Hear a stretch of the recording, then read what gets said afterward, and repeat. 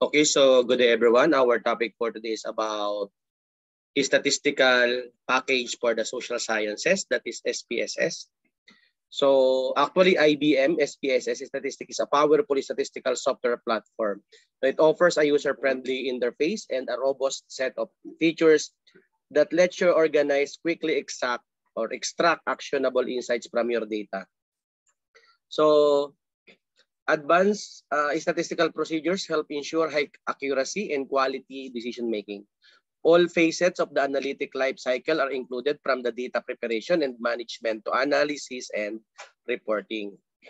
So some benefits, of course, of the SPSS: easy to use, no? Prepare and analyze data easily through an intuitive user interface without having to writing code. It's comprehensive, no? Run advanced and descriptive statistics, regression analysis, decision trees, and more with an integrated interface. Integrated with open source, of course. Enhance SPSS syntax with R and Python using a library of extensions or by building your own. And flexible, no? Choose from subscription or traditional licenses with multiple options for capabilities based on the need. Okay, so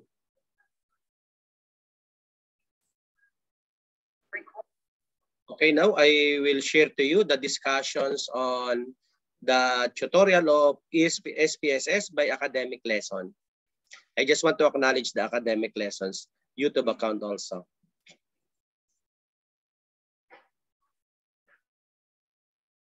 Welcome to SPSS, an introduction.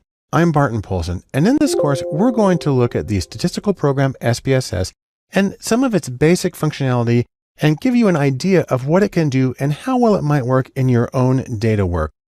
Now, SPSS, the name, deserves a little bit of explanation. Once upon a time, it stood for Statistical Package for the Social Sciences. Now it's just SPSS, but that's its origin. One important thing to know is how popular SPSS is. Here's a chart right here that comes from the excellent website r4stats.com. And what it shows is the number of scholarly articles published in 2015 using various statistical packages and languages. And what you can see here is right at the top is SPS Statistics. SPSS is number one by far in terms of scholarly research. Also, you can look at jobs. Here's another chart that is also from r4stats.com. And what this shows is analytics job listings on Indeed.com in 2015, one major source of tech jobs. SPS is on the list, but this time you see it's actually a lot lower. It's number 6. And so there is a difference here between academic publishing and employment in analytics. Really, what this tells you is something about the population or the audience for SPSS. The primary audience of SPSS is academic researchers, especially in the social sciences, but in other fields like business. Now, there's some reasons that SPSS is popular in these fields. Number one, it's user-friendly. It's got a point-and-click interface, which allows you to assemble code really quickly.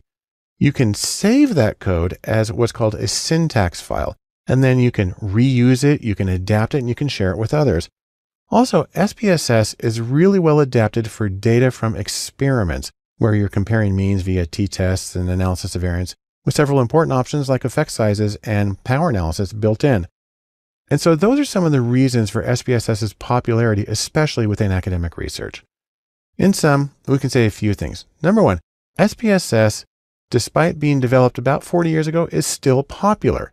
It's got an easy-to-use interface, and it's easy to save and reuse the syntax, giving you a code basis for the work that you do within SPSS.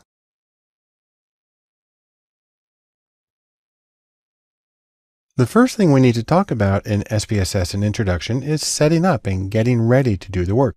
To do that, however, we need to take a minute and talk about versions, editions, and modules, which all refer to different kinds of things in SPSS. The choice is really making me think of an overwhelming plethora of possibilities ahead of you, and it's nice to break it down a little bit. So the things we're going to talk about are versions. Those are the release updates, version 1, version 2. Editions, those vary according to what's included in a particular purchase. And modules are extra functions that you can get to add on to the abilities of SPSS. We'll start by talking about versions. Version 1 came out in 1968, and at that point it was called Statistical Package for the Social Sciences, SPSS. Version 24 came out in 2016, and now it's called IBM SPSS Statistics. They act like SPSS doesn't stand for anything. Now, for this course, I'm using version 22 on a Macintosh computer. Fortunately, there haven't been any extraordinarily major changes between 22 and 24, and everything I'm going to show you in this course will work just fine in almost any other version of SPSS. Now, it is possible that you've heard of something called PASW at some point, and SPSS was briefly called Predictive Analytics Software during a trademark dispute after SPSS got bought by IBM. That only lasted for a year or so, and it got resolved.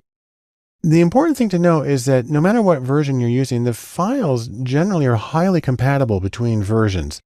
And so code that you created in version 16 is probably readable in version 24.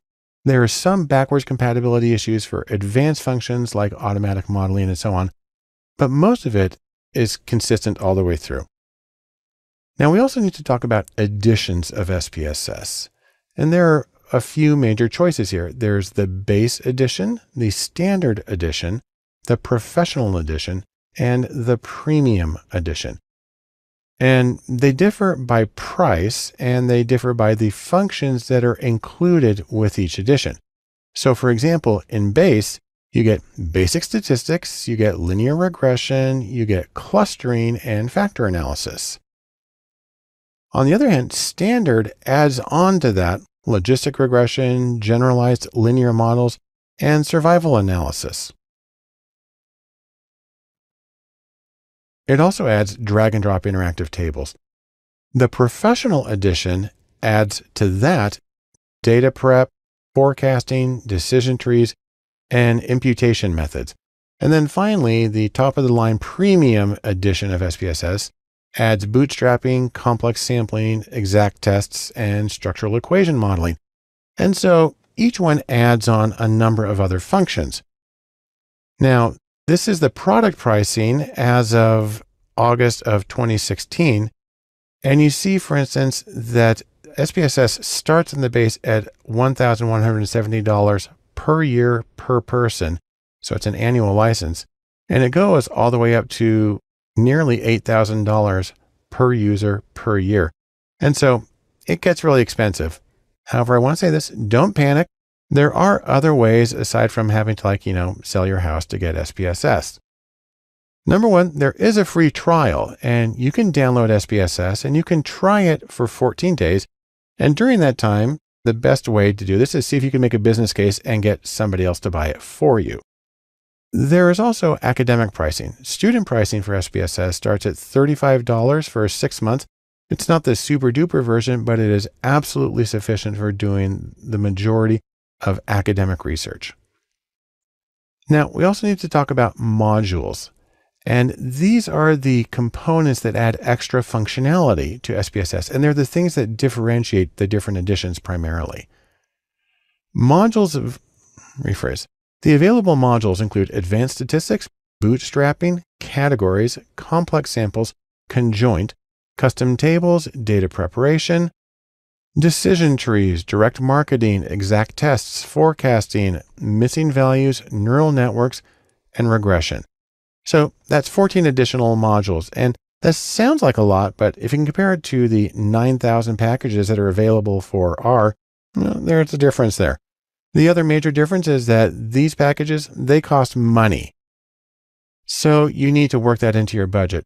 On the other hand, there are also free plugins that make it possible to use code in R, Python, Java, and the Microsoft .NET framework within SPSS. And so there are abilities that you can add depending on what you need. In sum, we can say this. SPSS has a long history as far as statistical software goes. There are several variations and additions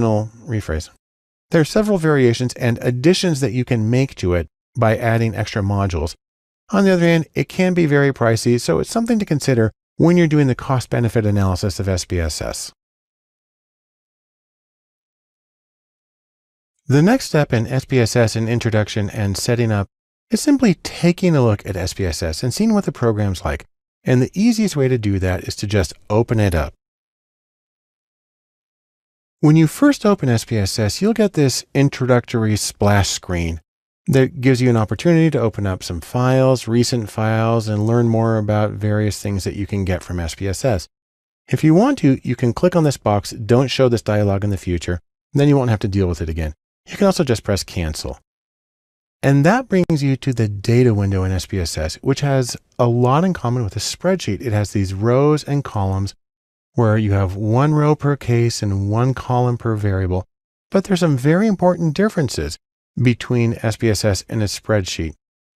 To demonstrate this, I'm going to open up a data set that I've used recently. And then when this opens up, you see that it does resemble a spreadsheet. We have the variable names across the top, we have row numbers down the bottom, and we have data in the middle. Now, one important difference between SPSS's data window and a spreadsheet is this. You have a data view, but you also have something called a variable view. And it's the same data set, but if we click on it, we see it in a different way. Each of the variables has metadata associated with it. So for instance, age, it tells you the type of the variable. Now these are mostly numeric. There's a string variable, but you can see there's a lot of choices here. Numeric, comma, dot, and so on. You also can specify the width of the variable, the number of decimal places. And then a really important thing that makes SPSS different from most other programs is the use of labels.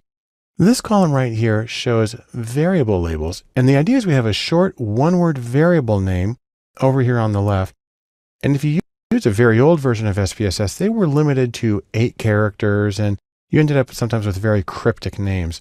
You don't have quite the same restrictions anymore. But what's common is to give a short name to the variable and then to give it a label that is more descriptive. In addition, you can have value labels. So let's come here to marital and we click on this. And this is a way of telling SPSS that in that column, 0 means unmarried and 1 means married. Obviously, you can make them whatever you want. And when you come back here, you have the option of seeing them. So I'm going to come right up here and I'm going to click on this one, which will show the value labels. And you see how they've appeared now. And I can have them go away. And for the variables, if I just hover over, then I see the longer name. Going back to variable view, you can also specify values for missing values. You can give the width of the column, the alignment, and then you can specify the scale of the rephrase.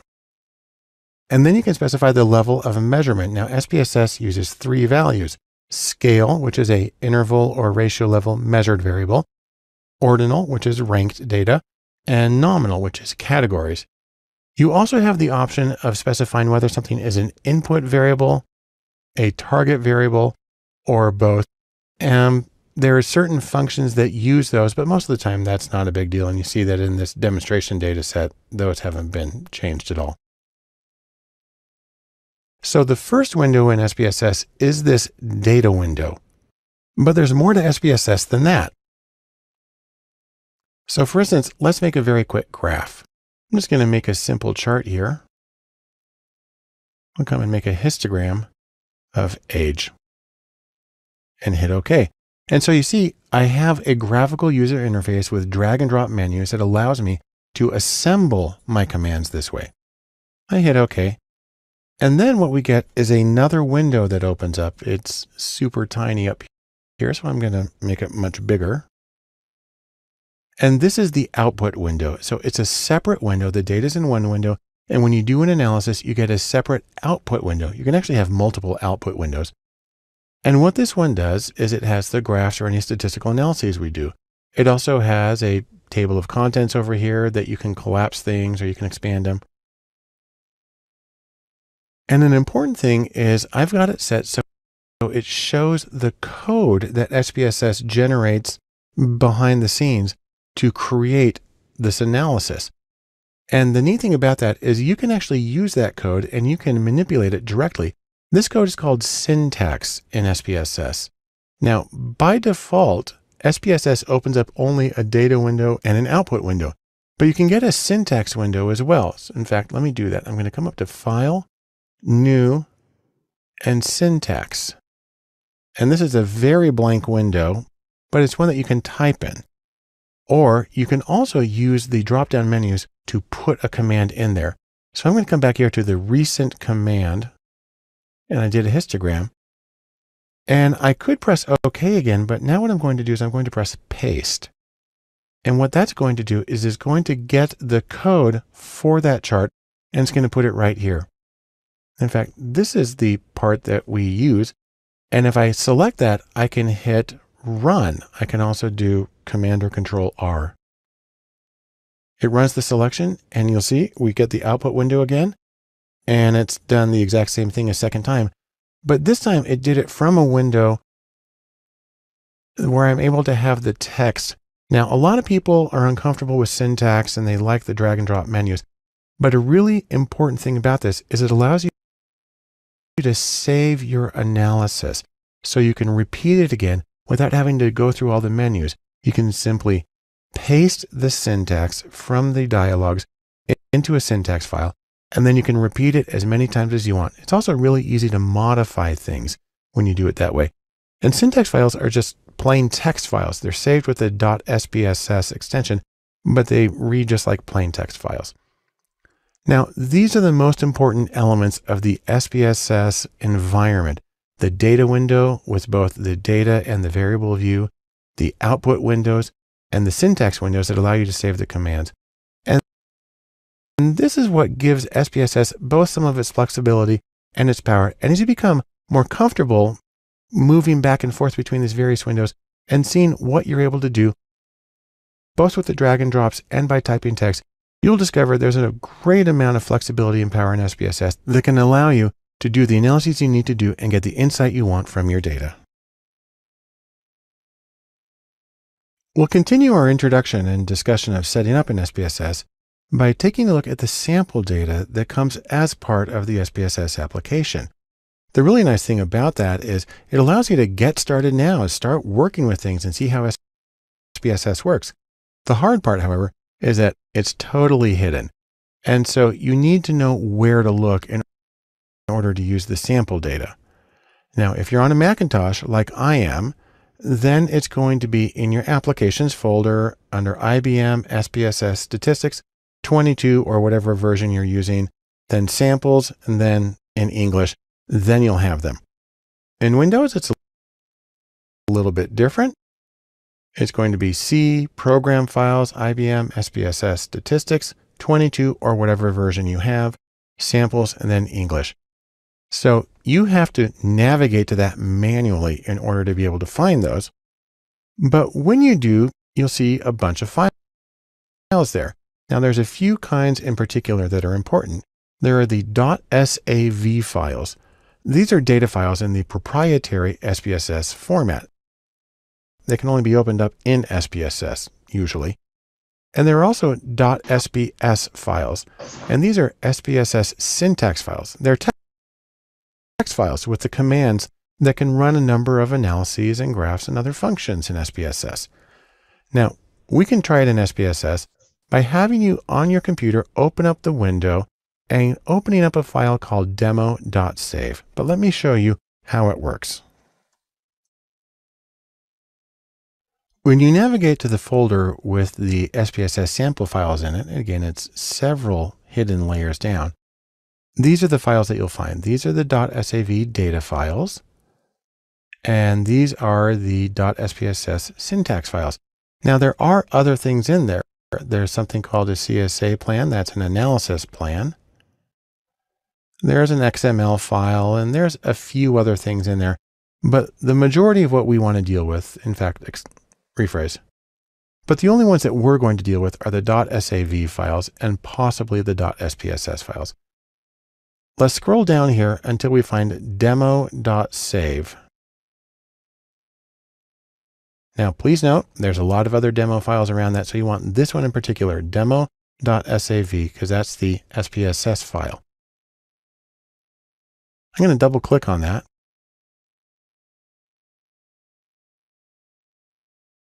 And SPSS opens up the file. Now, you can set SPSS so that it has only one data file open at a time, or you can have multiples. I'm going to close this empty file right here. But here is our demo file. And this allows us to start working with a lot of the analyses and see how they work. In fact, I'll be using this file all the way through this entire course because it allows you to do a number of analyses that require specific kinds of data. And this has it all set up. So I'll show you a very quick one. I'm going to come up to Analyze and to Explore. And I will get level of education and put that in. And so I have a long list of variables that I can work with. These are all the same variables. I'll just hit OK. And that opens up my output window. Again, it opens it up microscopically here in the top corner. So I'm going to make it bigger. And now I'm able to start working with my sample data. And that allows me to get some hands-on experience to see how the functions work in SPSS and to try some of the options and see how they affect things. Our next step in SPSS and Introduction is to look at basic graphics because those are always a good first step in analysis. And the easiest way to do that in SPSS is with something called graph board templates. Really, you can just think of these as graphs made easy. The idea here is that if you set the levels of measurement in SPSS, then SPSS can suggest graphs that would be appropriate for those variables. Now, in terms of level of measurement, remember SPSS uses three. Number one is nominal for different categories. Number two is ordinal for ranks. And number three is scales. That's for interval or ratio level measurements. And then when you're in the graph board templates, you have two basic choices. You have basic graphs, and those are where you choose the variables first that you want to graph. And then SPSS will show you suggested graphs. You can see what you want to do with them. There's also an option for detailed, and this is where you choose the graph style first, and then you choose the variables that go into it. Now, these aren't exclusive. You can bounce back and forth between the two tabs, and it'll be easiest to see how it works if we just go to SPSS. If you're logged into datalab.cc, then you should be able to download the exercise files from the same page that this video is on.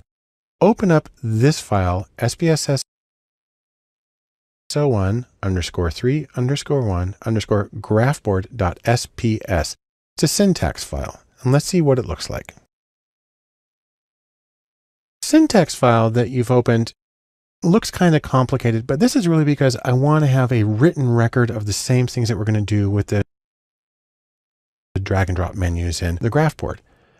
We do need to open a data set, and as I mentioned before, depending on whether you're on a Macintosh or on a Windows computer, the path to the data sets is a little bit different, and also depending on the version you're using. I'm using 22, and so if you're using something else, change that number right there. Most of it should be the same. And you can run this command and open up the data set and activate it. Now I've already done that. I'll show you. There's my data set right there. It's the demo.save. And we can come down here to variable view and see the levels of measurement that SPSS has assigned to these.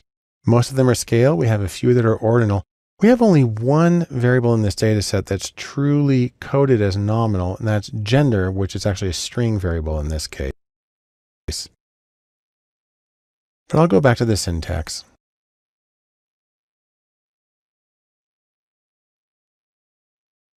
Now, I have some rather complicated syntax here, but what you'll see is that when we use the menus, it's actually pretty simple. The first thing we're going to do is make a chart of age. But I'm going to come up here to Graphs, to the Graphboard Template Chooser.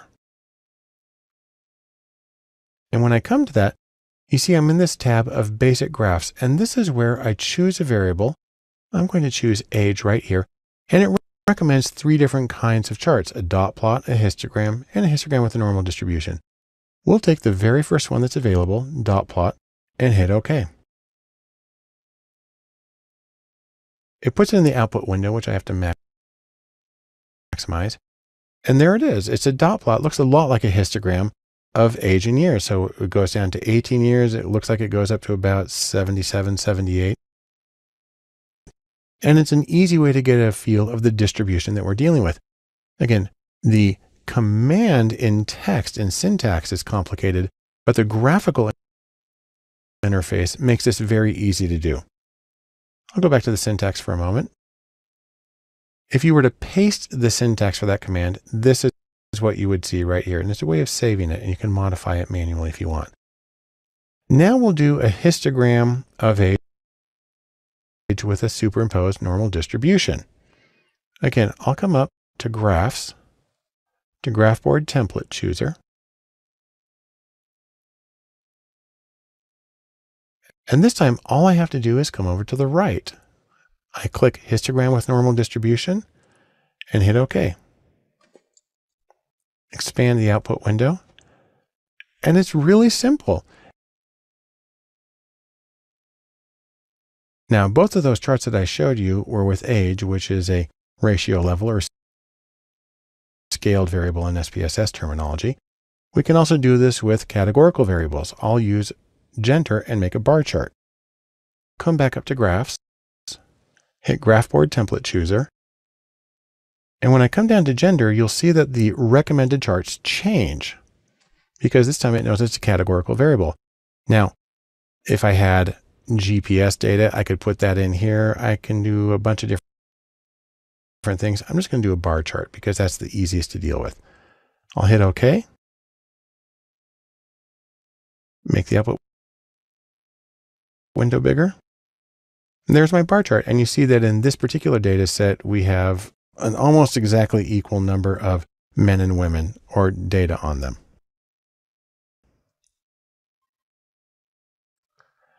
Now, those were the basic charts where you choose the variable first and SPSS recommends particular graphs. You can also do detailed charts. These are ones where you choose the style of chart first and then you fill in the variables. I'm going to do this again for a dot plot of income and then show you that it's really easy to modify it. I'll come up to Graphs, to Graphboard Template Chooser. This time I'll go to the Detailed tab. Click on that. And I'm going to make a dot plot. So I'm going to scroll through this. You see we have a lot of choices. I'm going to choose dot plot. And then it's going to ask what I want to make a dot plot of. And I'm going to click on this and I'm going to scroll to income. See, the one that I want is right here, household income in thousands. I can click OK. And then expand the output window. And here's my chart. It's a really basic chart. And you see that most of the people are at the low end, especially because this is hundreds of thousands of dollars. So that's going to be $1 million right there. But I want to show you an interesting thing about this. If we double click on the chart, that opens up the edit window. And the Graphboard editor has some special options. For one thing, I can change the number of decimal places here. I just click on the decimals, come to format and change the minimum level, or rather the minimum number of decimals to 0. That's better. But a more interesting one is if I click on the dots themselves, they're done as points and the modifier is to pile them. There are a few other modifiers that can be useful. One is to dodge them. And what that does is it puts them in the middle, expanding out either way. It might be a little harder to make comparisons from one level to another, but it's an interesting kind of chart. I can click on it again, and we can do what's called jitter with a normal distribution. And that takes points with the same value, and it kind of randomly spreads them out up and down. And again, you can see that we've got a whole lot there at the bottom. One other choice is jitter uniform, which makes them stay within certain boundaries. But it's hard to tell really how much things are spread out there at the bottom, so I actually prefer pile, or I think dodge is interesting in this case. And so that's one way of using Graphboard to both set it up and then to manually modify it by double clicking on the chart. I can close this because I'm done with that. And you see I have the modified version right there.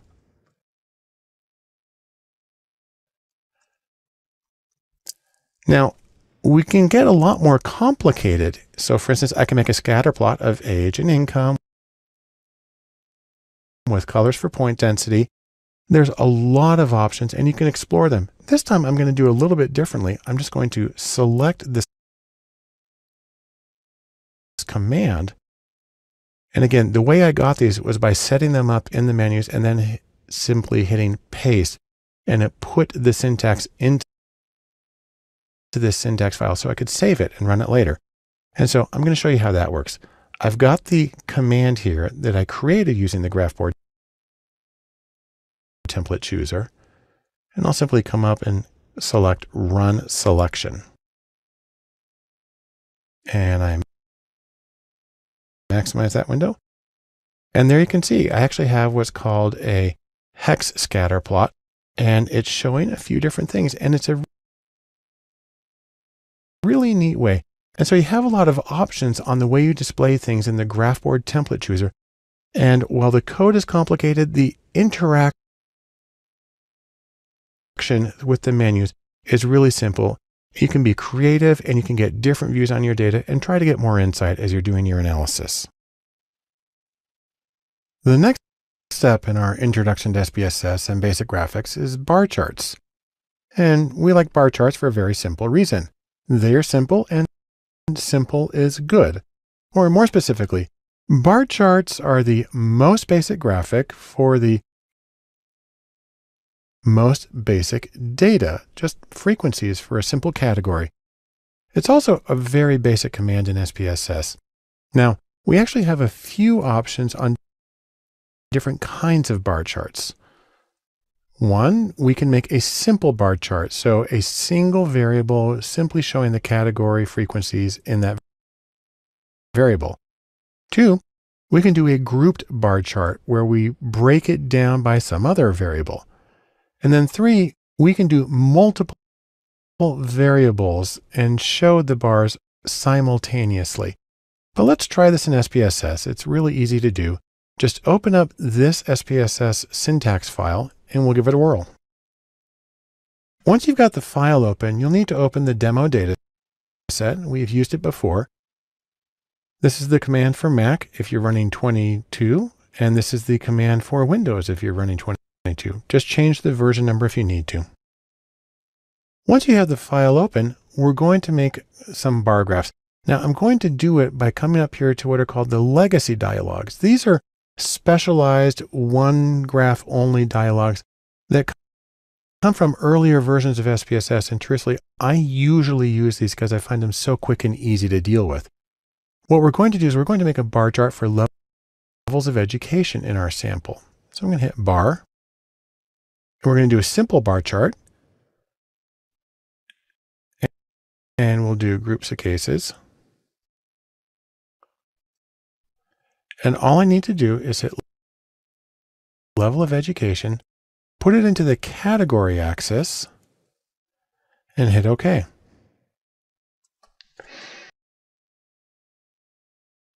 And I make the output bigger. And there it is. Absolute piece of cake. And it's also very, very simple syntax. You see the syntax right here. It's really, it could be one line. And just as a point of comparison, here's the same chart produced with the chart builder, but you see we have this really complicated, overwhelming code. The legacy chart produces it in an extremely simple way. So that's a simple bar chart, piece of cake. Now let's do a clustered bar chart for groups of cases. We'll look at levels of education by gender. To do that, we come back up to graphs, and to legacy dialogues, to bar, And now we're going to cluster it. We're going to do a level of education clustered by gender. So I hit define, and we'll get level of education. That's sort of our outcome variable. Put that under category axis, and then define clusters by gender. Let me put that right there. I'll hit OK and make it bigger. And this time it uses nicer colors, but you have the 5 levels of education broken down where women are in blue, men are in green, but it's really easy to see here the relationship between the two variables. And in this particular data set, it really looks like there's no substantial difference between the men and women. Now, I'll say I believe this is an artificial data set, so we wouldn't expect a lot of differences, but this is a nice way to compare them. By the way, come up and you'll see that the code for this is really simple. All it does is it adds by gender. And so again, a very short command. I'm going to go back to the syntax, and we're going to do one more here, and that is for multiple variables. So this is a situation in which it can be confusing if you have a lot of categories within each variable. What I'm doing here is I'm going to get the means of variables, or the numbers of ones. If you have an indicator variable where it's a 0 for no and a 1 for yes, this is a really nice way of comparing the frequencies of each one of them across. I'll show you how that works. We'll go up to graphs. We'll come back over to bar. And we're going to do a simple one, but this time we're doing separate variables. I'll hit define. And then I'm going to come down here, and this data set, again, which I believe is fictional, asked a lot of people about various things that they might do. We're going to ask them about wireless service, and we're going to come down to whether they own a fax machine, because this is old data and it's asking about old technology. Pagers. I've never had a pager. But I simply select all those variables, I put them in here, and as long as they're all on the same scale, it's going to do the mean of each one. And on a 0, 1, the mean is the proportion of ones. I hit OK.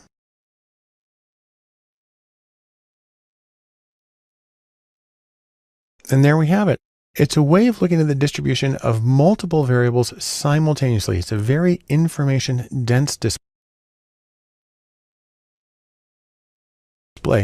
And especially when you as an analyst are exploring your data, this can be a really quick and easy way of getting a feel for your data, which can then direct your further analyses. As we continue to look at basic graphics in SPSS, a really common one is histograms. And this is a graphic for data that is quantitative or scaled or measured or interval or ratio level. Those really all are referring to basically the same thing. And in any of them, you're going to want to make a histogram to see what the variable is like. Now, I'll mention that SPSS prefers the term scale for these variables, and that's what shows up in the data definitions. And I like to think of it as the scales of justice. But why are we making a histogram? The point is to see what you have, to see what the data is like. And there's a few things in particular that you're going to be looking for. Number one, you're going to be looking for the shape of the distribution. Is it unimodal, bimodal, skewed left, skewed right? Are there gaps in the data that suggest that maybe you have some important mechanism operating? Are there outliers that you would need to take consideration of before you do your analysis? Is your data symmetrical? There are a lot of different things that you could look for, and some of these are going to have a lot of influence on your analyses. So it's important to take a look at the data, and histogram will give you a great impression of a quantitative or scaled variable.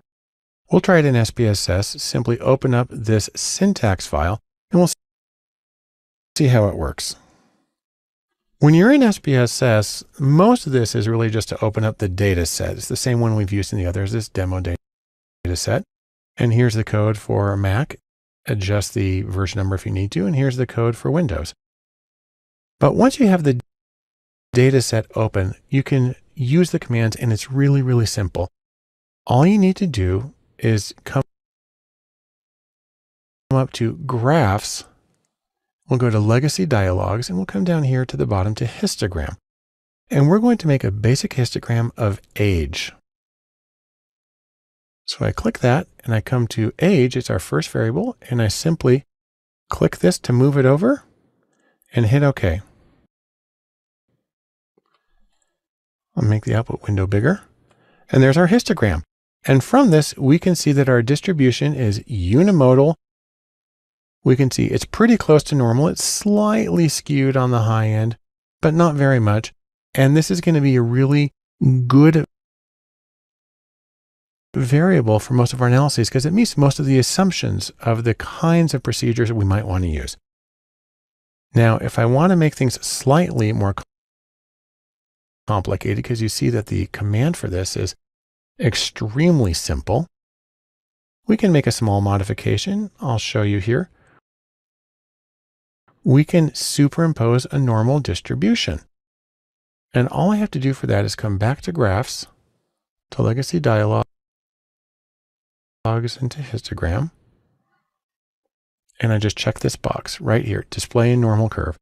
And what that's going to do is it's going to create the same distribution, but it's going to put on top of it a line of a bell curve or normal distribution that has the same mean and standard deviation.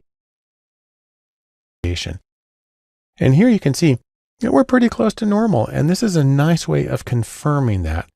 And again, the code for it is really simple. All it does is it adds the word normal in this sentence, and that gives us everything we need. It's one of the reasons I really like the Legacy Dialogues in SPSS is because it's so concise, it's so simple, and it gets you what you need so you can get a grip of your data and move ahead.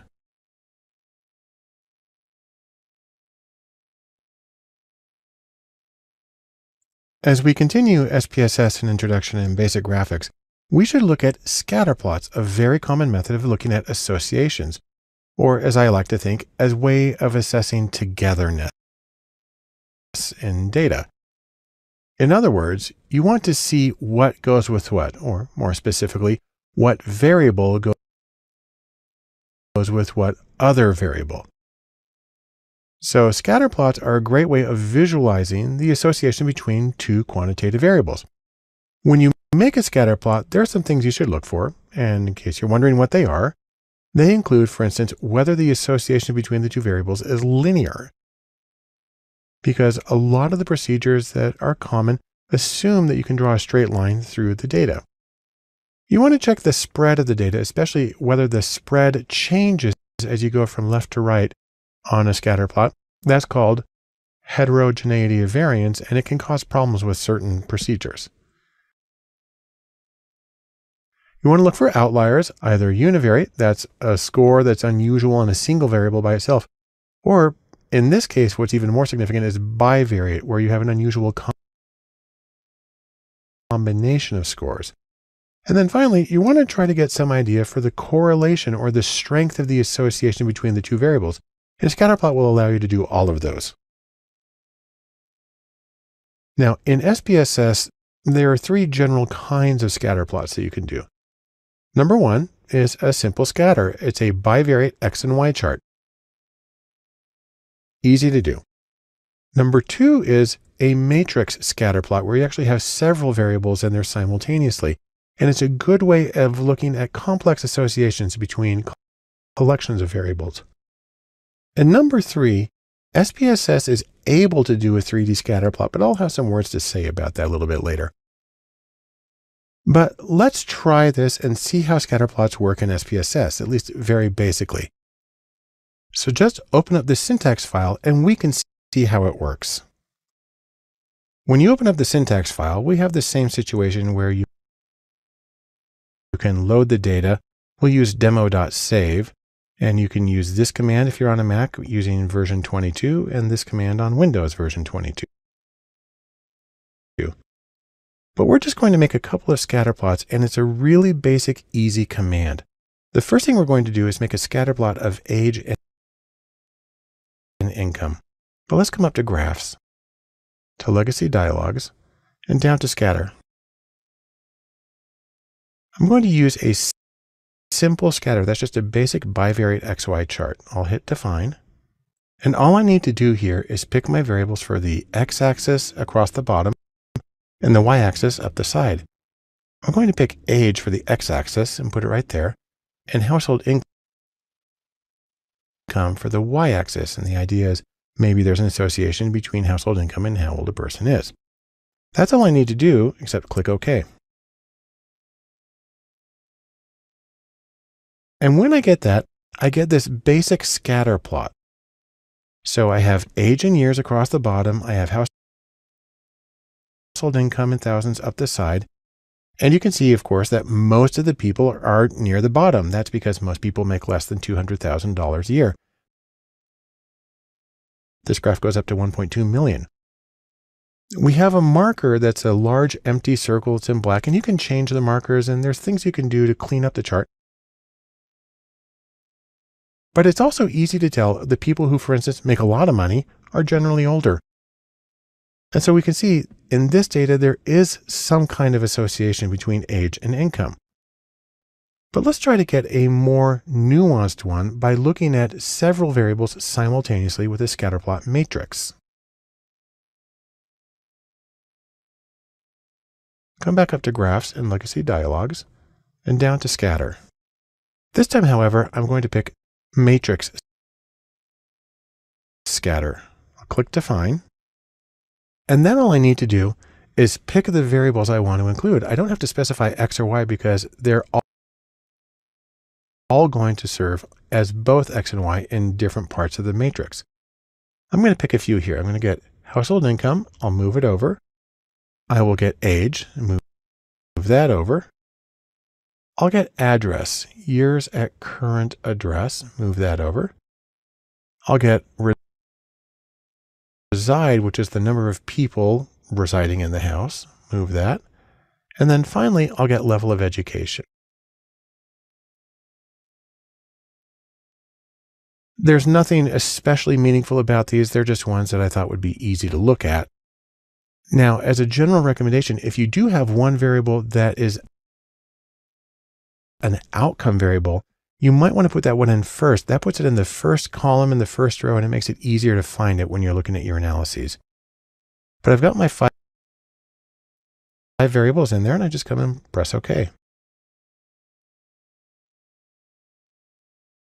Takes a moment, and then I come up, and this is the scatterplot matrix. And so you have all 5 variables listed on the side. You have all 5 variables listed across the bottom. So each one functions as both an X and a Y. You have empty boxes down the diagonal because that would be each variable with itself, and the correlation is always 1. Now, there are things you can do to clean this up. You can change the marker from a big black circle to something that's smaller and easier to see. You can put regression lines through. But it's easy to see that there's some really important patterns. So for instance, age in years and years at current address right here, obviously there's a limit. You can't live someplace longer than you've been alive. That's why we have nothing in the top left of that. But you do see some associations and some cutoffs that go through. Now, this one's really dense. In a lot of situations, it's going to be a lot easier to see the patterns that's there, especially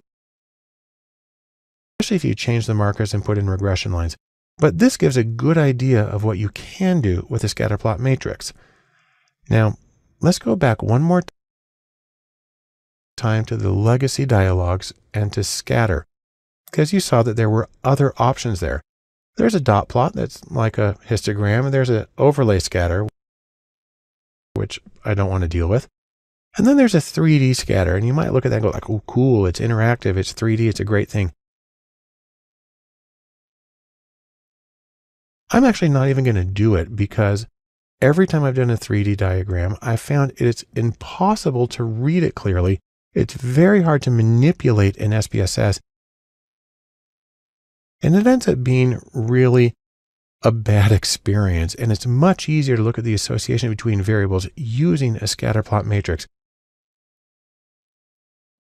That's why I recommend that you avoid the 3D completely, even though it's available here, but avoid it completely and use the bivariate and the scatter plot matrices as a way of looking at the associations between variables in your data.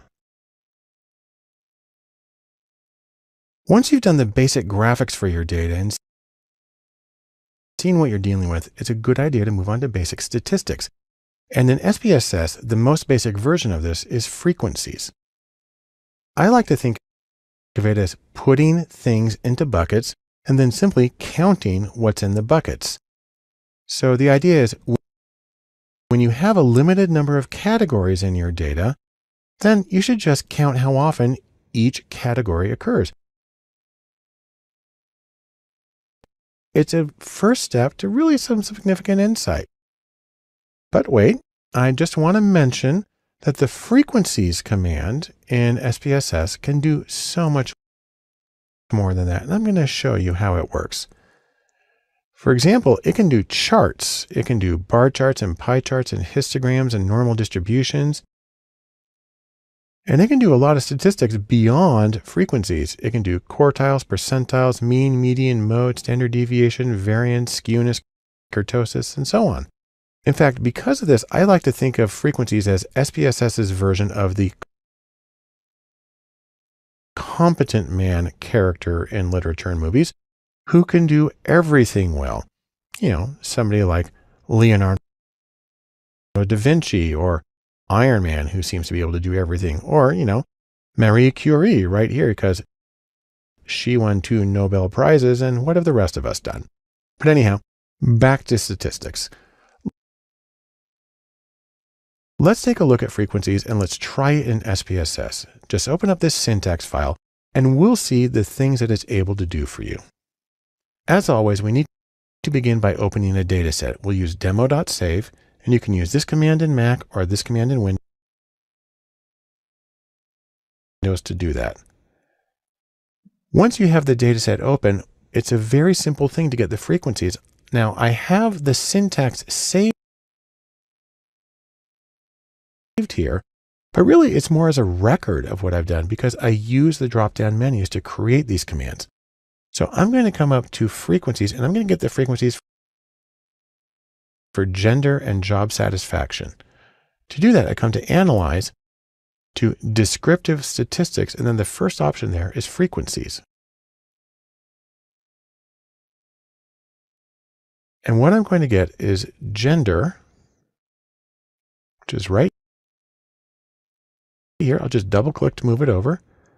And we'll also get job satisfaction. I'll double click and move that over. Now, what's important is these are 2 different kinds of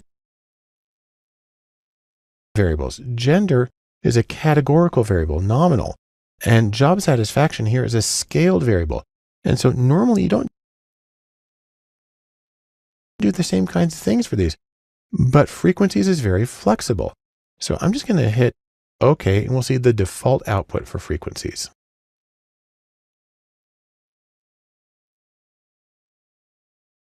The first thing that it shows us is how many valid observations there are. So how many of our 6,400 cases have data on these variables?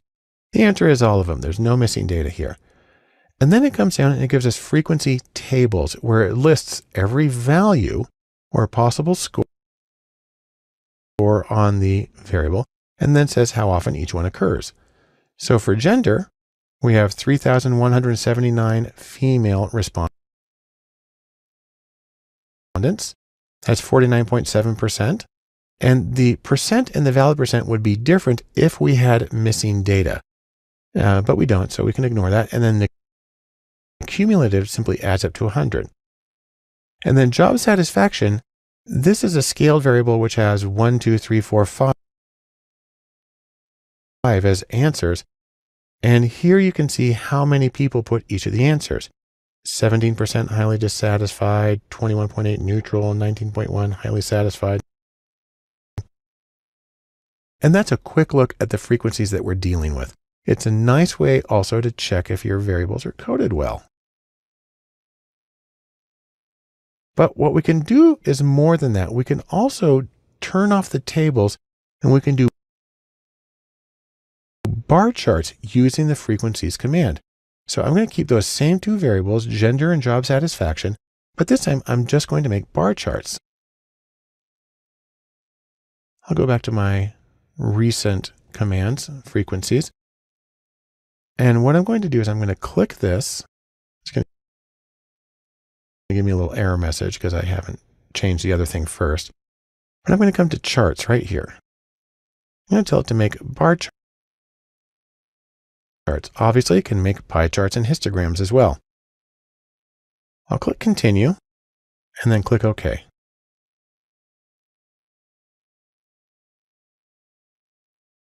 And now the same general command frequencies is not producing tables, but is producing charts. And here you can see that we are very closely matched in terms of the number of male and female respondents.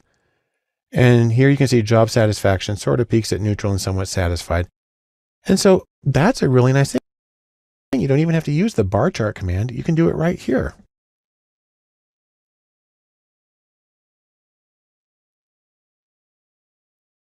You can also get more kinds of statistics in there.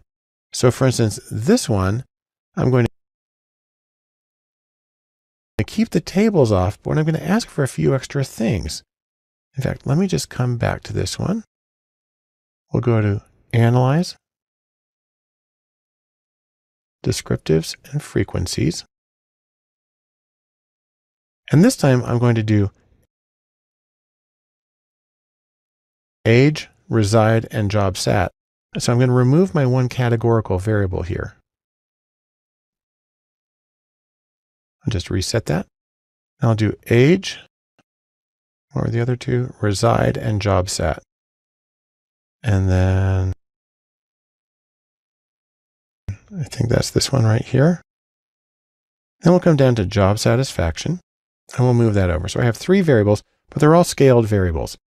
What I'm going to do here is first I'm going to come to statistics, and I have really an impressive range of things I can get.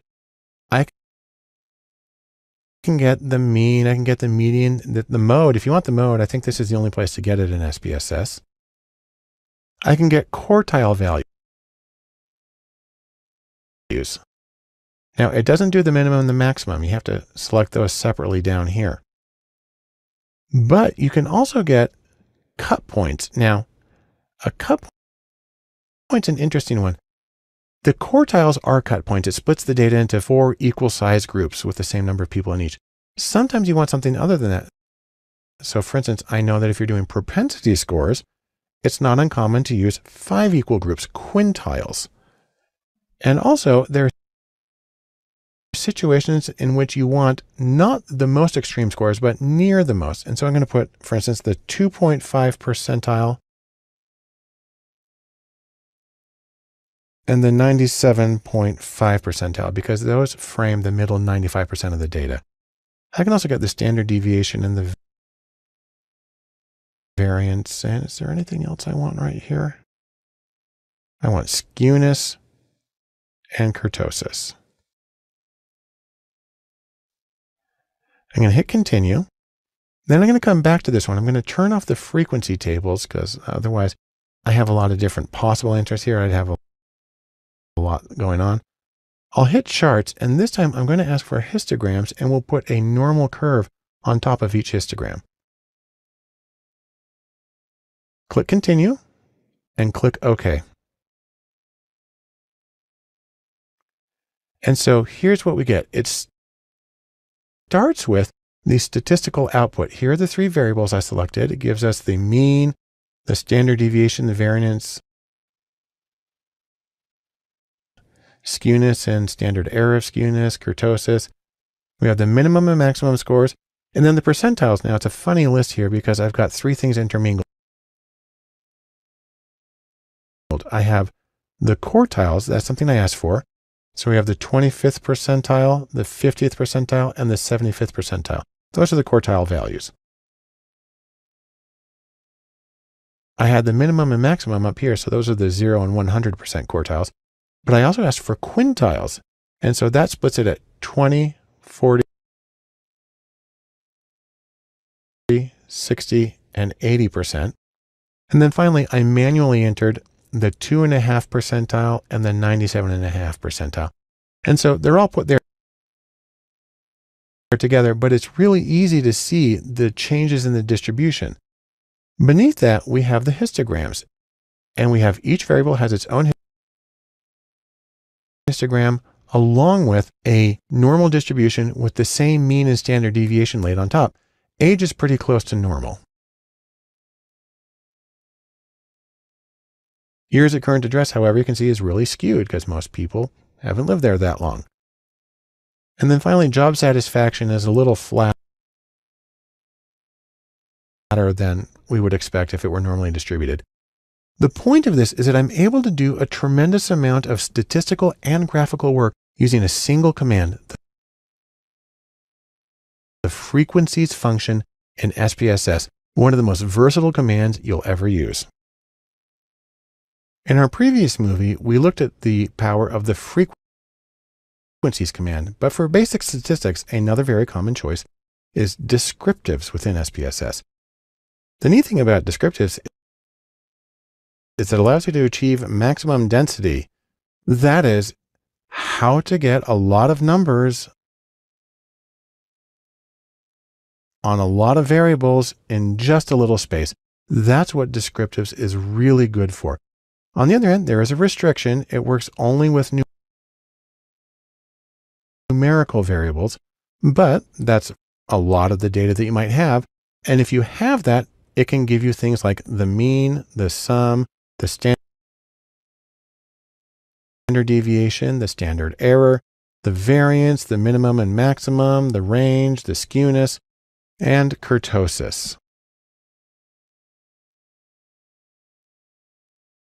I say, but guess what? In case you don't remember, frequencies does more, but that's okay. There are certain things that the descriptives command does well. Here's what it does well. First, it gives you very concise, compact, tabular output. So it's really easy to see a bunch of information in a small space.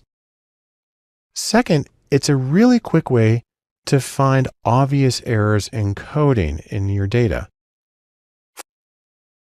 Finally, you can get proportions for indicator variables, that's 0, 1 variables, and I'll show you how that works. Also, we have a bonus feature here in descriptives. Descriptives is the home of SPSS's top secret hidden one-step z-score procedure. I've seen people knock themselves out trying to get z-scores by getting standard deviations and means. You don't have to do any of that. You click one button and you're done. But let's try it in SPSS and I'll show you how it works. Just open up this syntax file and we'll see what you can do with descriptives. We'll begin as always by opening the dataset. We'll be using demo.save. Here's the path on a Macintosh running version 22, and the path on a Windows also running version 22. This is my first command and it looks really long, but that's because I have a lot of variables in it. All we need to do is come up to Analyze, to Descriptive Statistics, and Descriptives. We click on that. Now, one of the things it does is it only shows you the variables that it can analyze. So gender, which was a string variable, meaning it had just text, that's not in there. But what I can do is I can just select all of them and do a Command or Control A, and then move everything over. And then I'm just going to do the default analysis. I'll just hit OK.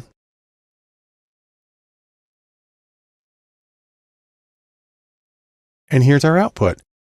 We have a whole bunch of variables, and it tells us First, the number of observations is 6,400, almost all the way down. This question about internet is missing some data, but that appears to be the only one. We have the minimum value and the maximum value. By the way, this is where I talk about quick and easy data checking. If you have a variable that's only supposed to go from 1 to 5 or 0 to 1, if you have a 17, you know something's wrong. And so by simply checking the outer boundaries, that's a fast way of seeing if there are any really obvious errors. We also have the mean and the standard deviation, two of the things you generally need, the first two moments of a distribution. And so that's a lot of information, and it's in a very concise format. That's a wonderful thing. Now, if we go back to the syntax, I do want to mention this one thing about indicator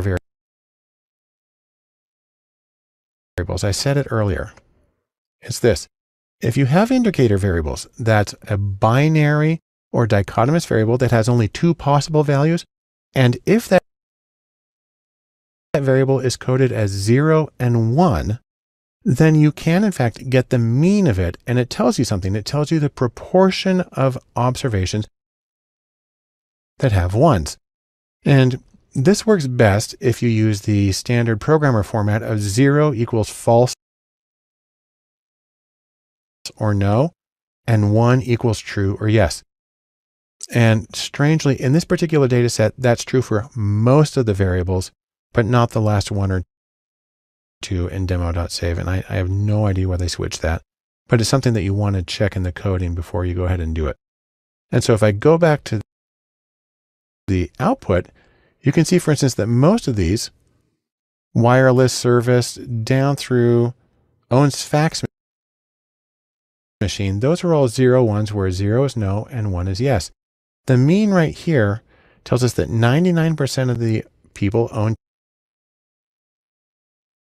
TVs, 96 own VCRs, because this is a long time ago, that 25% had paging services, and I like this one. Where's the internet on this list? 27% had the internet, because this was apparently generated in 1990. Who knows what? Anyhow, those are meaningful data points. The mean tells you the proportion of ones or yeses. I'll go back to the syntax here. And then let's take a quick look at the z-scores. Now, any reasonable person would think that a z-score is a transformation of the data, and therefore it would be under the transform menu. But you know what? It's not there. Instead, it's hidden as an option in descriptives. So let's go back to descriptives. And let's do age and income. So I'm going to reset this. I'm going to pick age, and I'm going to pick household income.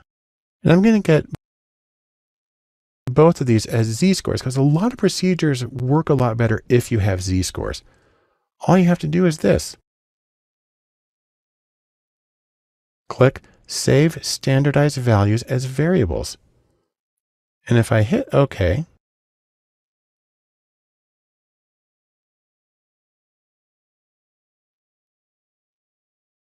what it's done here is it gives me the descriptives, because I actually still ran the descriptives command for those two variables. But more significantly, let's take a look at the data set. When I come to the data set, if I scroll to the end here, I have two variables that were not there previously, z age and z income. And they have lots of decimal places because you need those with z-scores.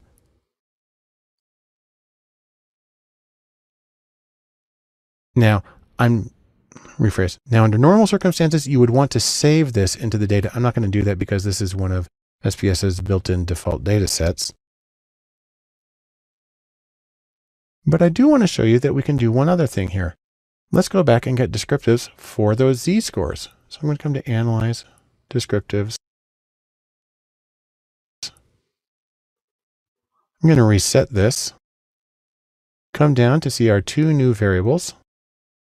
I'll select do a little shift click to get both of them, then pop them over here, then I'll hit OK.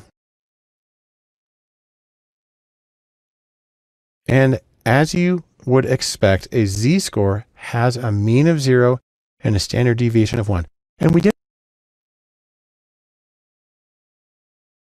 have to do it manually. We didn't have to remember any values. We didn't have to round things off. It did it exactly for us. And so that is what the descriptives command does. It makes a very concise tabular output, and it also allows you to save standardized or z-scores for use in certain procedures.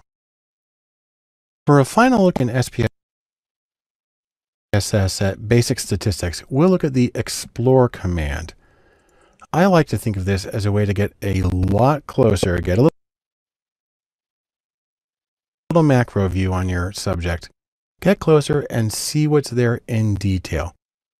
Now, the explore command is going to give you a bunch of statistics. It can give you the mean and the confidence interval for the mean and the trimmed mean, as well as the variance, the standard deviation, the interquartile range, the minimum and maximum, the range, skewness, kurtosis, a collection of M estimators, which are special robust ways for measuring the center of a distribution, percentiles, which we've seen before, and lists of outliers. It can also give you a collection of plots. It's the one place in SPSS that you can get a stem and leaf plot. Now, traditionally, those are things that are drawn by hand, so it's kind of cute to see a computer do them. You can also get box plots, and you can get histograms, and you can get a set of normality plots, such as a QQ plot or a detrended QQ plot. And the neat thing after that is you can break all of these analyses down by groups. So let's try it in SPSS and see how it works. Just open up this syntax file, and we'll run through the various procedures in Explore and see how it can add to your own analysis. As always, we'll begin by opening the demo.save data set. Here's the command for a Mac. Here's the command for Windows. Now again, I'm saving this as syntax. That makes it repeatable, and it means so you can download it and try running it on your own. But I created all of this by using the menu commands. Let's start by doing a default Explore analysis for a couple of variables. I'll come up to Analyze, to Descriptives, and then we'll come here to Explore. And what we're going to do is age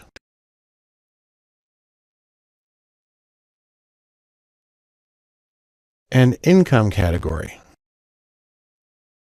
And again, this is kind of interesting because these are different kinds of variables. Age is a scale variable, and income category in this case is an ordinal variable. I'm just going to leave all the defaults as they are and hit OK.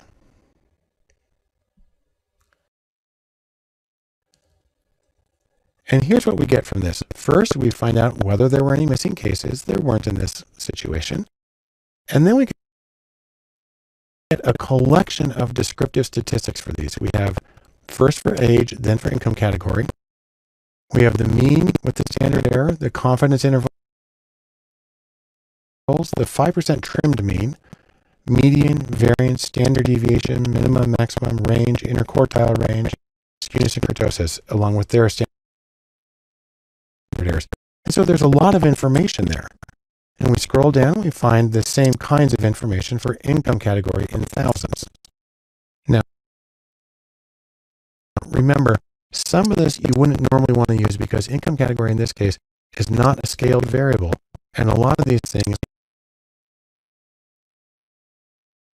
like minimum, maximum, and trimmed mean, work best with a scaled variable.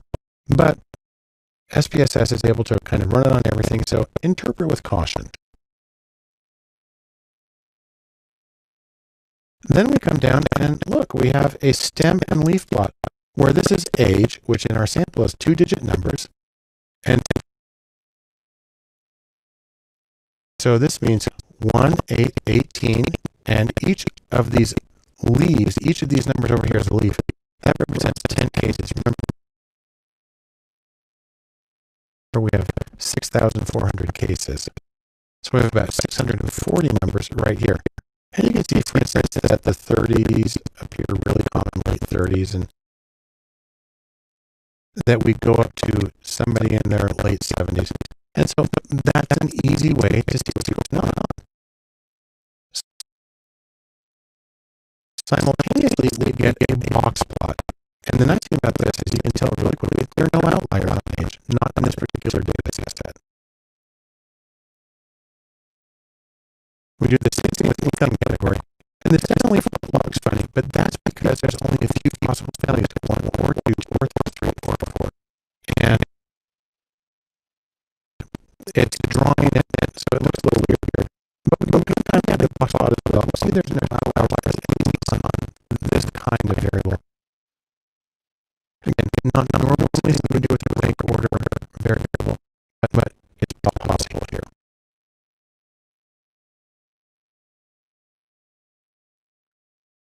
The neat thing is there are additional statistics. I'll do the same statistics, but I'm going to check off a lot of options that I have right here. So let's go back to that dialog. I'll go to Explorer. And what I'm going to do is I'm going to say just give me the statistics right now. And I'll come up here and I'll make some selections. One thing, although 95% confidence intervals are by far the most common, I have seen significant situations where people use 80% confidence intervals, so you can change it if you want. Then I can get all of the M estimators. It's a whole collection. I can get a list of outliers and a list of percentile values. I hit continue and I click OK. And now we have the same table we had before. That's their descriptive up there at top.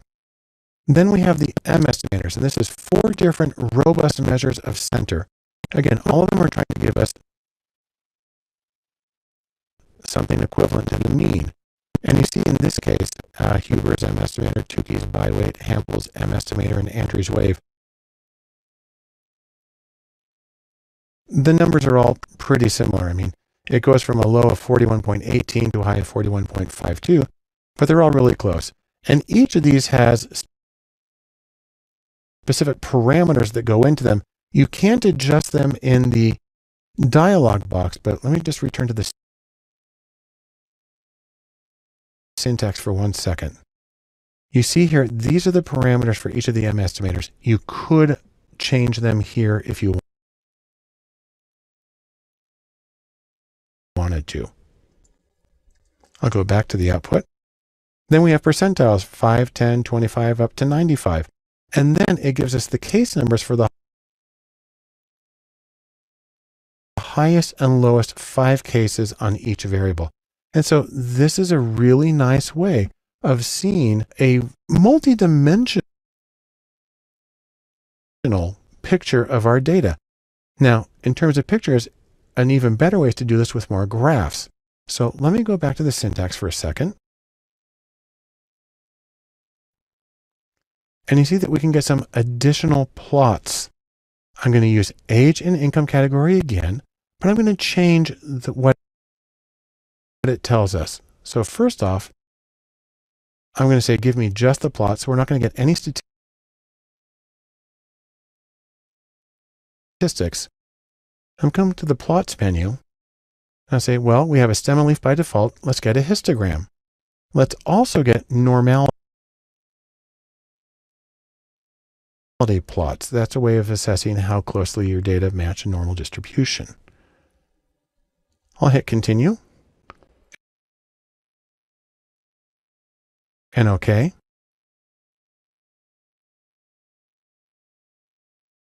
And now I have a histogram for age.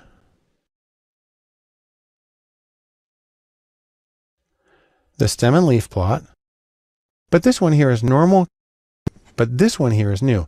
It's a normal QQ or quantile plot of age in years. And if it were normally distributed, all of these circles would fall exactly on this line. You see it's really close, but it does deviate at each end. And then a detrended one takes that line and sort of flattens it out, and it's much easier to see where the changes are. Now, I know it looks really big in this case, but this variable is in fact pretty close to a normal distribution. Then we have our box plot.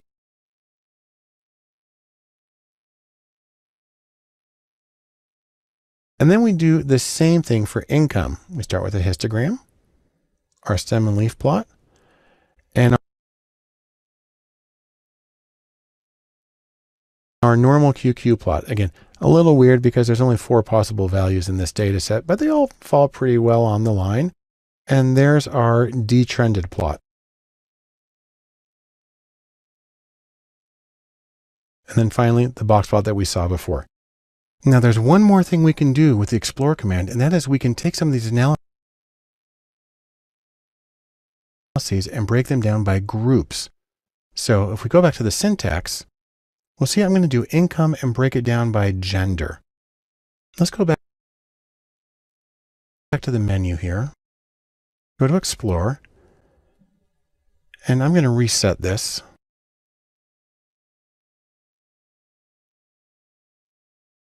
And we're going to take income and put that into our dependent or outcome variable list, or the thing that we're trying to predict. And then we'll take gender, scroll down a little bit. There's gender, put into the factor list, or sometimes people call it independent variables. That's if it's an experimentally manipulated variable, or the predictor variable. Then I'm going to come up here, and I'm actually going to skip the statistics and get plots only.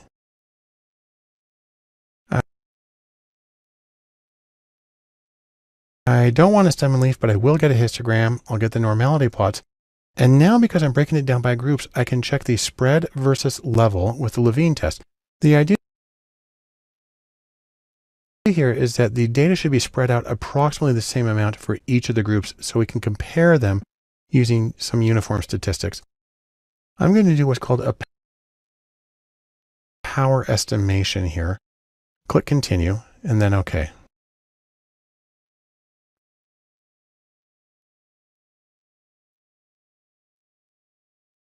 And now what we get is, again, is a list of the number of cases that have complete data, and then all of them do.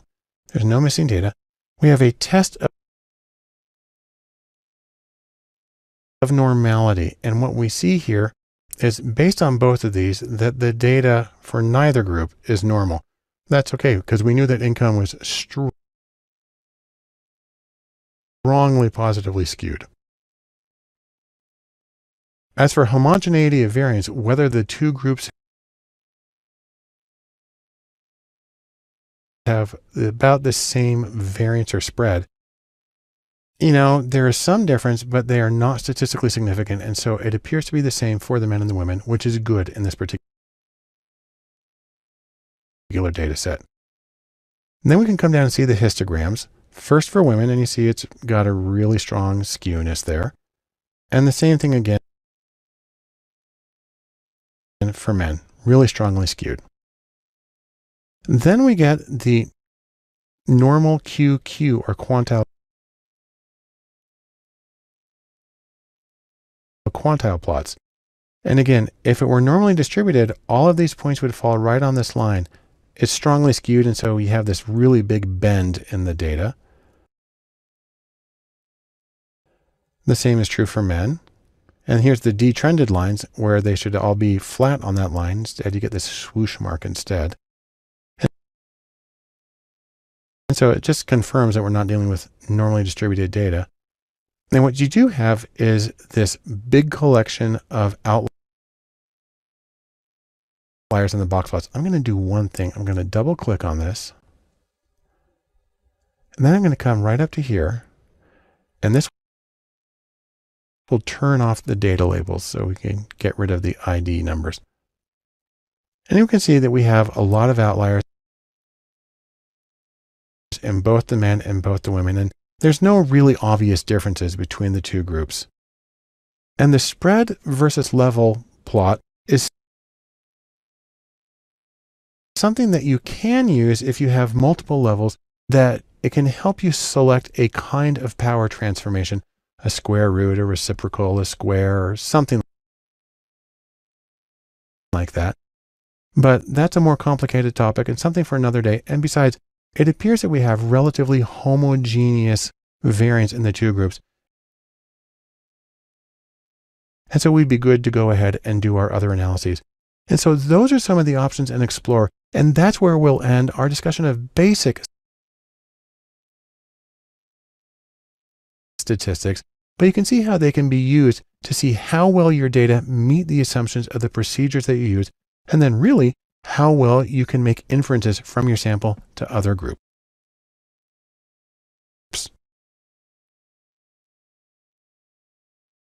When you're working in SPSS and you're accessing data, one of the most important things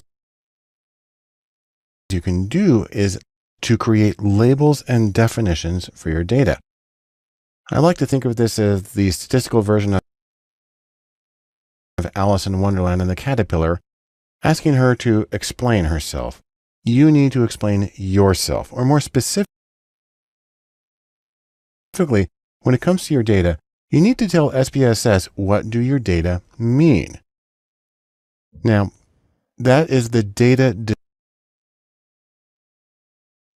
description, and I see two kinds of information that you tell SPSS about your data. The first one I'm going to call semiotics, which comes from the study of meaning. This is where you tell SPSS what the variable names are, the data types, the variable labels, the value labels, the missing values, the level of measurement, and the role that each variable plays. Contrasted with that, there are other elements that you can call aesthetics, and that addresses variable width, decimal places, column width, and alignment.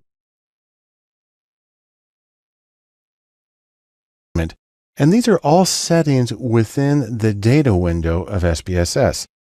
One of the most important, though, at least for human consumption, is going to be the variable and value labels. And so I'm going to take a little time and talk about those. With the variable names, that's what the short names, the ones that you have there at the top of the column, there are some important rules. So the rules for variable names. Number one, the names must be unique. No two variables can have the same name. That shouldn't be too surprising. It's an identifier. Rule number two, the names must start with a letter. I put an asterisk there because you can start with an @ a pound sign, or a dollar sign, but you don't want to because those are generally reserved for special functions within SPSS. Rule number three, names can use letters, upper, lowercase, they can use numbers, and they can use period, underscore, @ pound, dollar sign. On the other hand,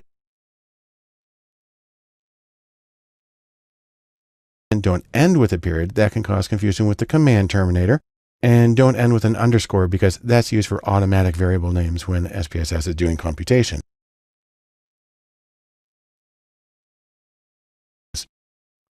Rule number four, names cannot include spaces. And rule number five, names must be less than 64 bytes.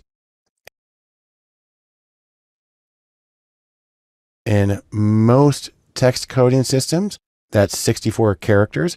But if you're using a Unicode system, that might be only 32 characters. And the last rule number 6, is the names cannot be any of these words: all, and, by, EQ, GE, GT, LE, LT, and E, not,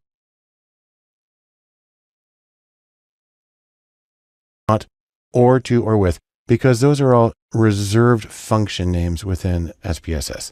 So don't create that confusion. So those are the short names that go at the top of a variable.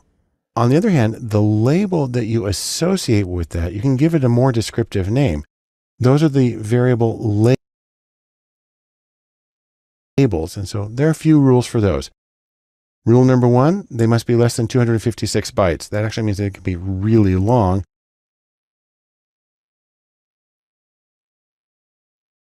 Although you don't usually want to do that because some procedures will display as few as 40 bytes, 40 characters, and you really want to be able to read what it is. So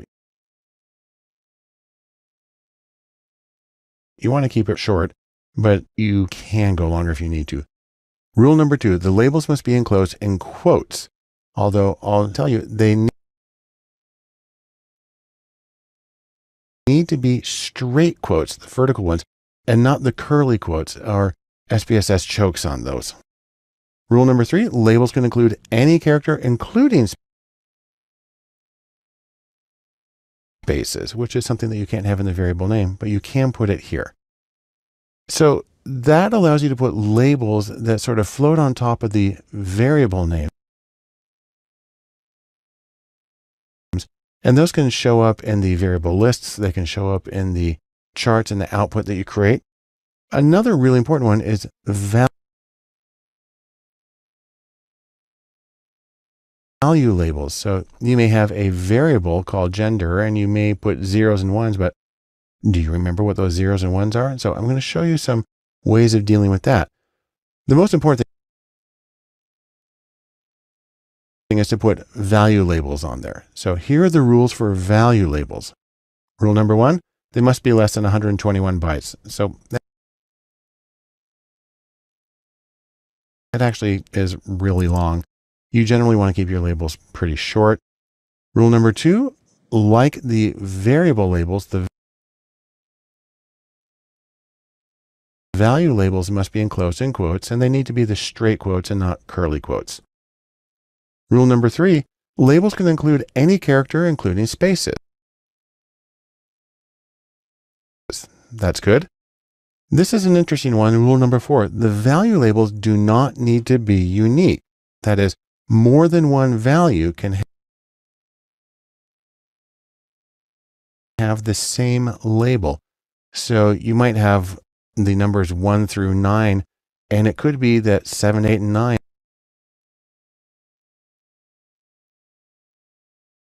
all say the same thing, but they underneath have different coding. There are situations where you might want to do that. But mostly, I want to show you how this works in SPSS. So just open up this syntax file. And this one's going to be a little different because we're actually not going to use a data file. I'll refer to one, but I mostly just want to show you the syntax. This syntax file shows how to write variable labels and value labels. Now, you don't necessarily have to put them all broken down in lines. I do it because it makes them a lot more readable and it's a lot easier to see what's going on.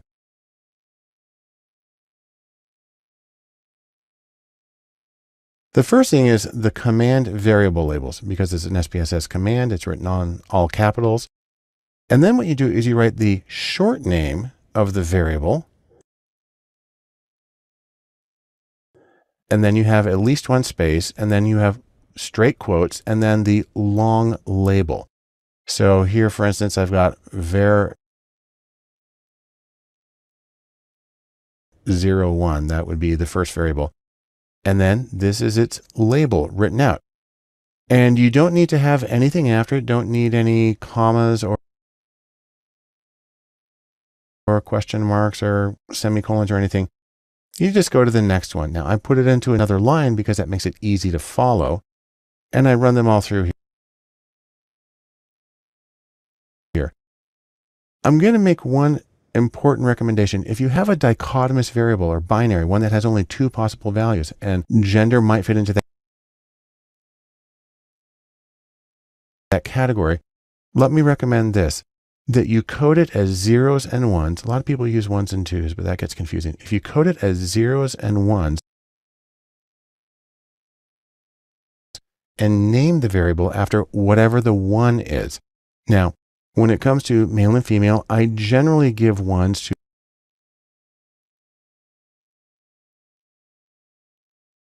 to whichever group I think is going to have the higher score on my main outcome variable. So it'll switch around. But if for some reason I think that men are going to have a higher score on an outcome variable, then I will call it male, and then the label will be R for respondent is male. On the other hand, if I think women are going to have a higher score, then I will call the variable female, and the label will be R is female. I would obviously only use one of those two. Now, here are some other examples. I tend to give generic names such as variable, or really just Q for question, Q01, Q02, and I use the leading zeros so they sort properly in the dialog boxes. And when you're done listing all of your variable names and the variable labels in quotes, just end with a period. It doesn't have to have a space before it. That's left over from earlier versions of SPSS. It's a habit I have. So you can run this at any time, and it will assign these labels to the variables, and then they'll show up in the data file, which is nice. Next are the value labels. And what you have here is the first command, which is written in all caps, and then you give a list of variables to which the values apply. And you can list them out separately, var1, var2. Here I've got a var3 without a leading zero. And then if they're all next to each other, if they are adjacent, they can actually specify ranges. var3, 2 in capitals, var10. So that'll do 3, 4, 5, 6, 7, 8, 9, 10. And then you just go to the next line and you give the first value, that's a 0, and then I give 0 equals no, and 1 equals yes. When you're done giving the values, you need to put a slash so it knows you're done with the values for that variable. Then you can go on to the next variable. I said, for instance, if I gave 1 on a gender variable to men, I would call it male. And so 0, which would mean no, they're not male, would be female, and 1, yes, they are, or true, that would be male. And you do a slash. On the other hand, if you coded it the other way, then you just call it female, and 0, which means no or false, means they're not female, they're male. 1 means they are, fine.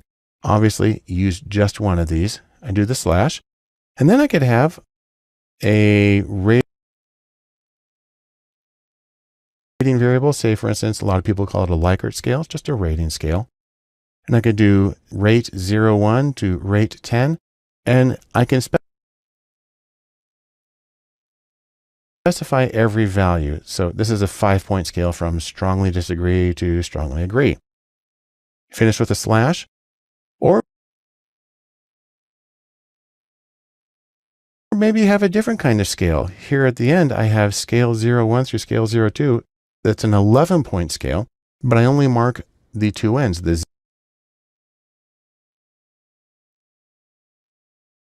0 and the 10. So 0 is never or not at all, 10 is always completely. And then to let SPSS know that I'm done specifying value labels, end with a period. So this is actually a single sentence. And it's a way of telling it how you want the numbers to appear both in the data window and in any output that you get. Finally, I'll mention something about missing values because it can also be easier to specify these in syntax. The command is missing values, and you just give the names of the variables, and you can use 2 in the same way.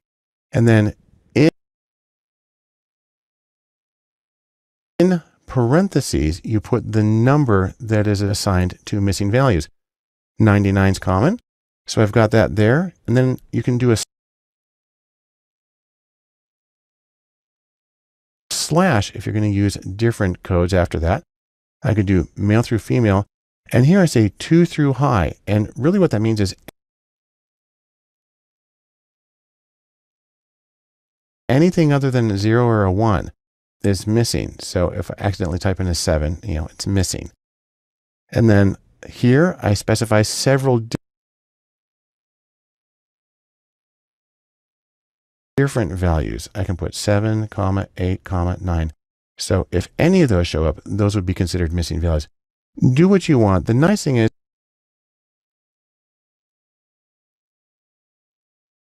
it will exclude them automatically from analyses, but it will include them in frequencies when you're getting that output. Finish with the period, and then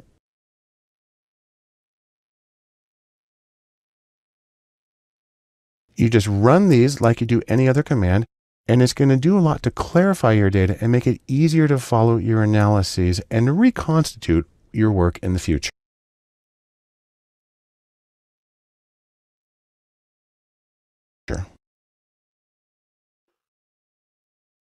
When you're working in SPSS and you're trying to access data, you may get the idea of entering data. Well, let me tell you my thoughts. You want to enter data in SPSS, I just see it as an exercise in frustration. It's a pain to do it manually. And I'd say maybe if you're entering 10 or 12 numbers, basically nothing. It's something that's often referred to as a toy data set. Maybe you could do that. Now, it's also possible to copy and paste data, but I'm going to say sort of because it doesn't work really well. I'll show you that. It's much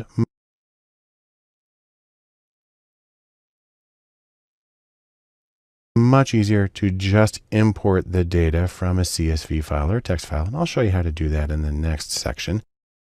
But in terms of entering data, let me show you how it works in SPSS. We'll just open up a blank document and we'll try it. So here's a blank data window in SPSS.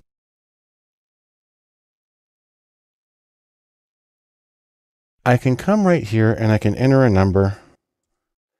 And, unfortunately, if I press tab, it actually goes down, which is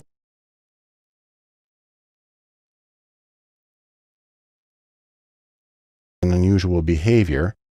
And you see it gives it an automatic variable name, var00001. Well, if I want to move sideways, I actually need to move the right arrow key. So I'll go this way, 2, 3, and so on. And then I can hit return and it goes down. I'll come back to here and I'll go 4,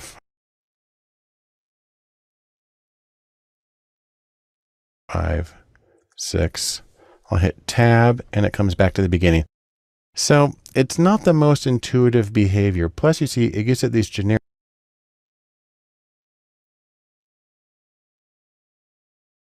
names. That's because you can't enter the variable name directly in this window. Instead, what you have to do is go to variable view. You can also get there by just double clicking on the variable name.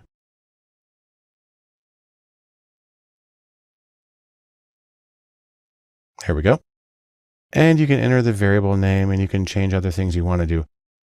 It works, but it's a pain. I'm going to come back here to data view. Now, I mentioned you can import data, sort of. So let me show you how this works. I'm actually going to go to a Google Sheet that has nothing in it at the moment. And here I'm going to enter a few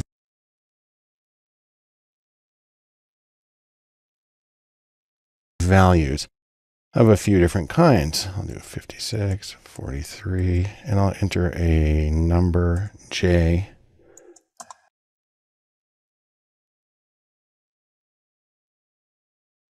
return, I'll go. Okay, so there's some data. I've got 2-digit numbers and I have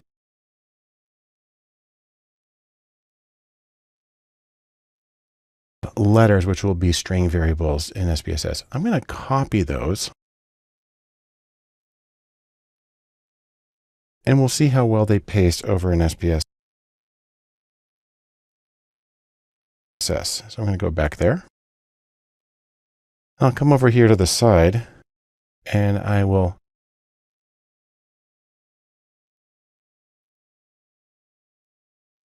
paste those in. And you see that the values came in and showed up with decimal places, and I can get rid of that. But it's really weird with the string variable. With the letters. And so you can copy it. Notice also, I can't copy in variable names. I still have to enter those manually. You can deal with those when you import. But really, this is a demonstration that putting stuff manually in SPSS, it's not a good environment for that. Use a spreadsheet, use Google Sheet, use numbers, use Excel, anything, enter it there and then import it. I'll show you that in the next section, and you'll see that it's a much, much easier process. The last thing I want to say in SPSS about accessing data is about importing data. And you know, compared to entering it manually, it just makes me feel like this, and I resort to cheesy clip art to show how happy I am, because no doubt about it, importing is absolutely the best way to go if you want to get data into SPSS. Now, the nice thing is SPSS can open text files, it can open CSV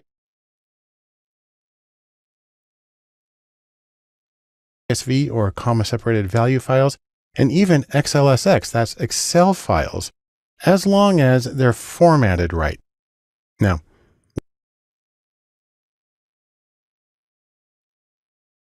what do I mean by formatted right?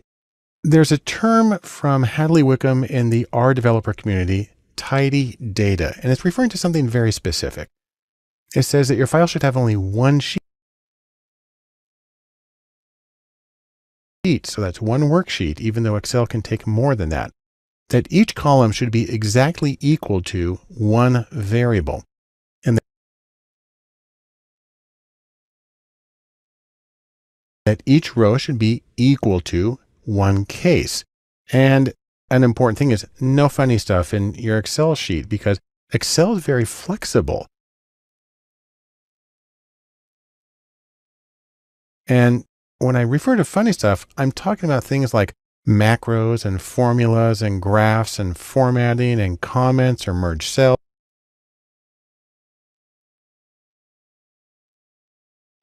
or headers taking up their own rows or duplicating row numbers. You don't want any of that. Basically, you want to treat it like a CSV file. And if you do that, then you find you can import it very easily into SPSS. And in fact, let me show you how this works. We're going to try this in SPSS, but I want you to do two things. First, I want you to download the course files, and that will include a zipped folder by this name that ends with data sets. That's going to have 3 files inside it. I'll show you those in just a second. And then you can also open up this syntax file that will work with them. But let's go to see what's inside the folder and explain a little bit what's going to happen here. The folder that I've asked you to download contains 3 different files. Now, I have both the folder here and I have the 3 files saved separately next to it, but normally they would be inside it. But for the syntax to work properly, you want them sitting separately on the desktop. All three of them contain the same data. It says MBB,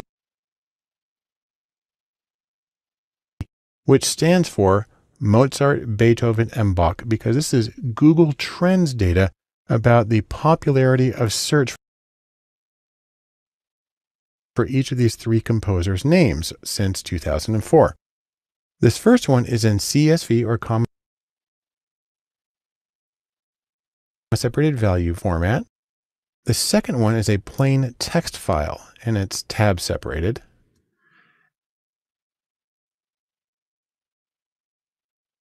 And the third one is an XLSX file, so it's an Excel sheet. And you can see it's the same number, but it appears a little bit differently when I do the quick view here on my Macintosh. What we're going to do then is open up the syntax file, and we're going to see what we need to do to import each of these. Now, I've saved the syntax, but the fact is it's easier to do this stuff through the menu.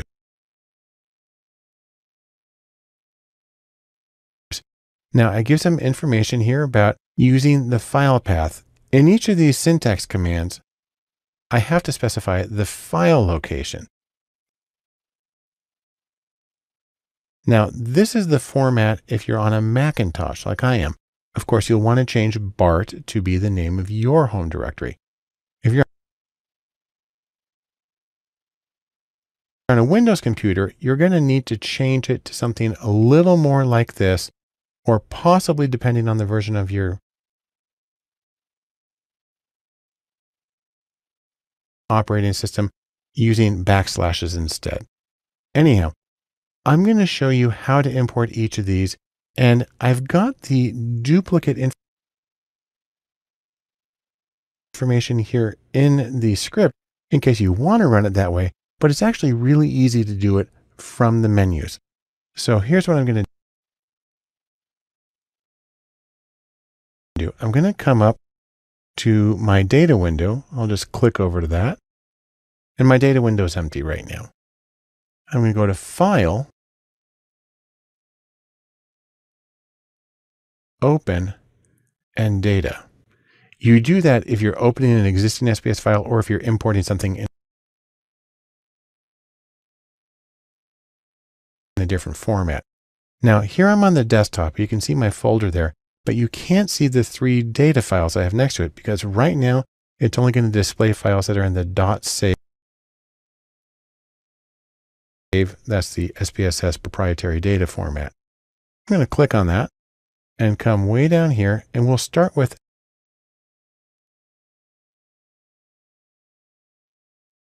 the text file, the TXT version. So I'm going to hit that, and now you can see that it's there. I'll select that file and I'll click Open.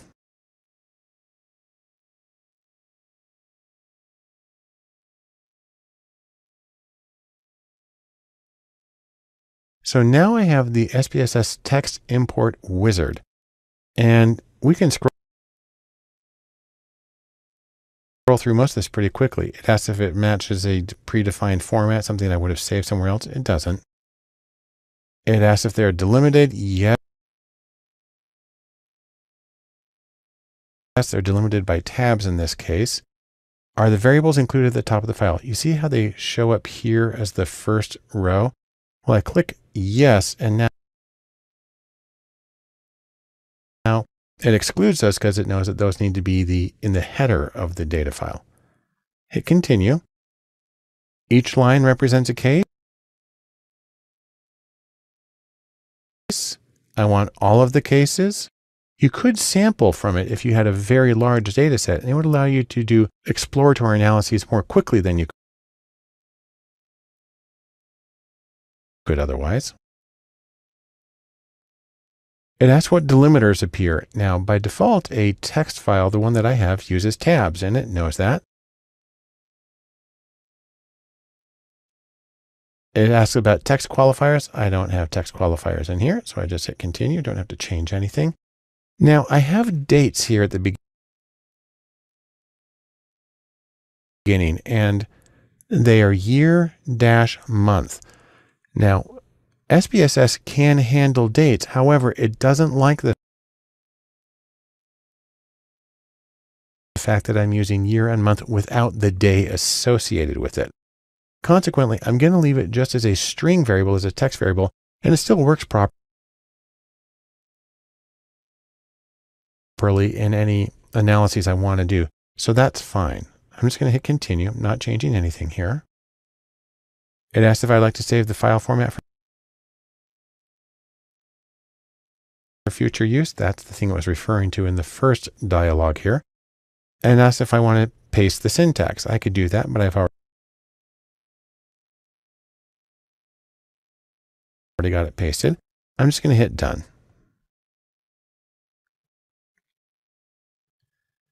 And there it is. It's opened it up and it's formatted properly. If we go to variable view, you can see it's got a string variable. It's got 3 numeric variables. It has the proper number of digits. It has the proper number of no decimal places, and it recognizes them as nominal, which actually is not the case. So I actually need to come here and change that to a scaled variable, because the data that you get from Google Trends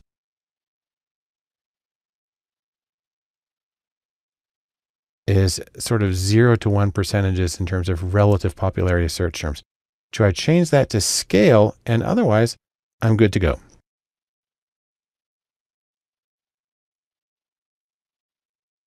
Now let's do the same thing, but with a CSV file. To do that, I'm just going to get rid of this data file. I'll just open up a new one. There we go. I'll come back up to the file and open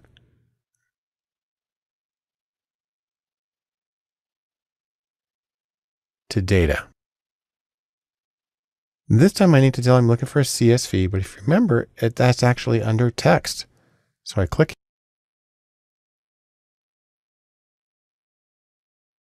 here, and except this time, instead of selecting the .txt file, I'll select the .csv file. And what you find is that the procedure is almost identical. There's only one super tiny change here. I hit continue. I tell it the variable names are at the top.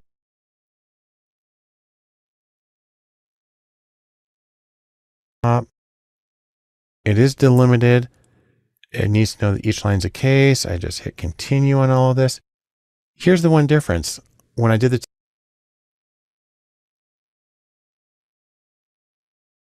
text file, tab was automatically selected. Now that I'm doing a CSV, which means comma separated values, comma is automatically selected. I hit continue.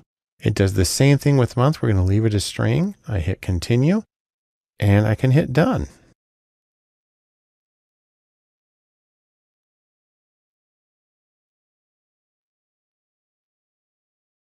And you see, it looks exactly the same.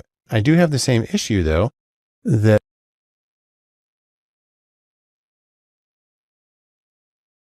these 3 numbers, which go from 0 to 100, are coded as nominal. I need to change them manually to scale.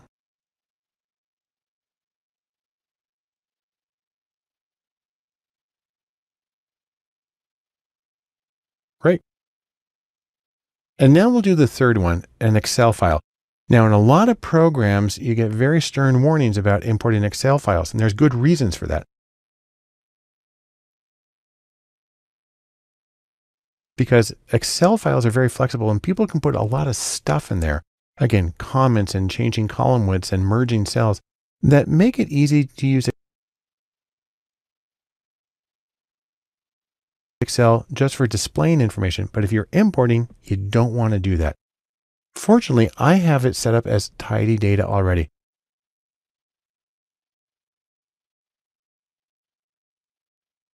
Columns are the same as variables. Rows are the same as cases. There's nothing else in there. And so what I can do in this case is come to File, Open, Then we'll go to data again.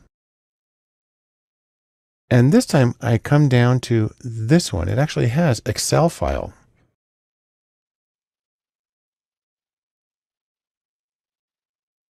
As a format. There it is. I'll hit open and you'll see that the dialog is different in this case. It says opening Excel data source instead of the text import wizard. It says read the variable names from the first row. That's checked by default. It knows how many rows of data I have. And it's got this thing about maximum width. I don't need to worry about that. I just hit OK. And that was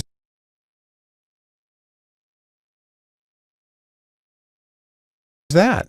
Here's the data from Excel. It's the same data. I still need to change these three measures manually. You could save this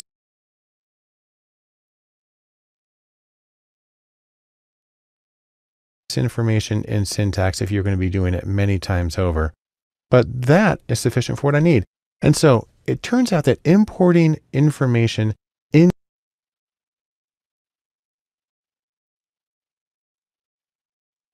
SPSS is really easy, and it's massively more efficient and easier to do than entering it directly.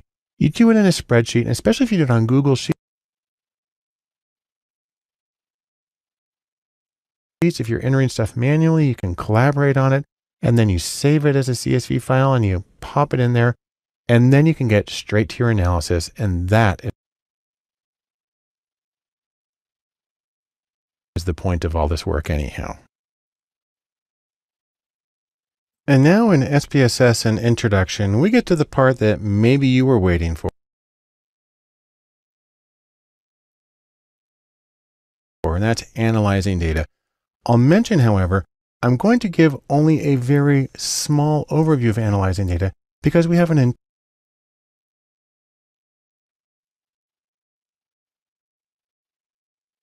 entire separate course here for data analysis and also data visualization in SPSS. And I recommend that you check those out. But as a taste of what's available, we'll talk about a procedure that's of interest to a lot of people in applied settings, and that's hierarchical clustering. Now, the idea here is that you're trying to find clusters. You're trying to find the clusters in your data. More specifically, what you're trying to see is whether similar cases cluster together in some way that you can use to make inferences about them. The trick, however, is that similarity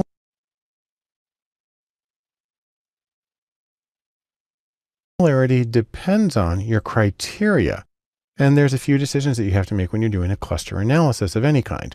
So for instance, you have to decide whether you're going to do a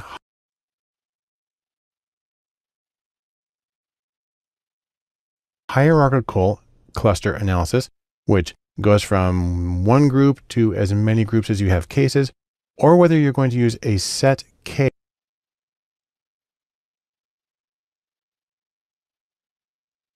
or set number of clusters. You also have to decide on the measures of distance that you're going to use. Euclidean distance, which is sort of like measuring the as the crow flies distance between cases, is very common, as is squared Euclidean distance, which is what SPSS uses.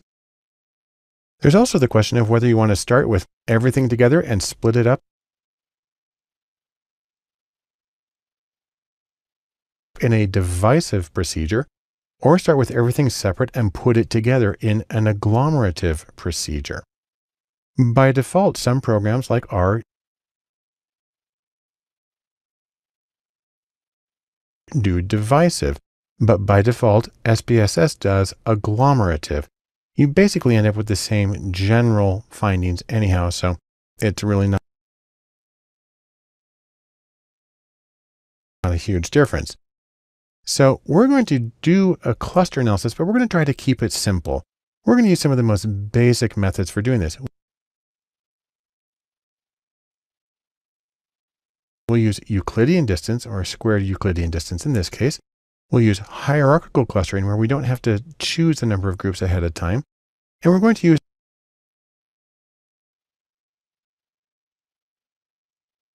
an agglomerative procedure, where it starts with every case separate and then gradually puts them together. We'll try this in SPSS, but I need you to do something first. There is a folder that you can download from the case files that ends with data here, and in it there's one file. It's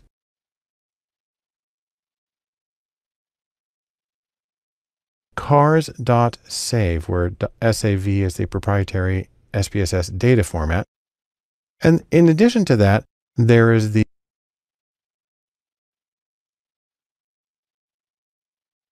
SPS syntax file, and you'll want both of those for this demonstration. If you save the data file to your desktop, it looks like this. You can just double click on it and it will open up in SPSS. You also have the option of using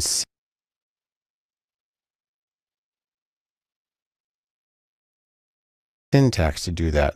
It depends on your operating system. This is for a Macintosh right here, and this is for a Windows computer, though you may need to use backslashes instead, depending on your version of Windows. I'm just going to go back and double click on this to open it up in SPSS.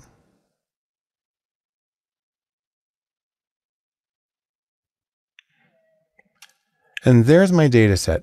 What this data set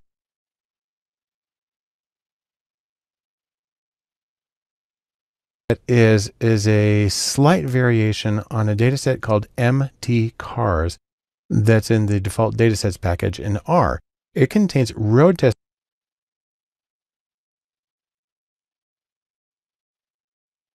data on a number of cars from 1974 from the magazine Motor Trend. And what we're going to do is we're going to look at this information and we're going to see whether the cars cluster together in some important way. I'll go to the data view here, and you can see we have Mazda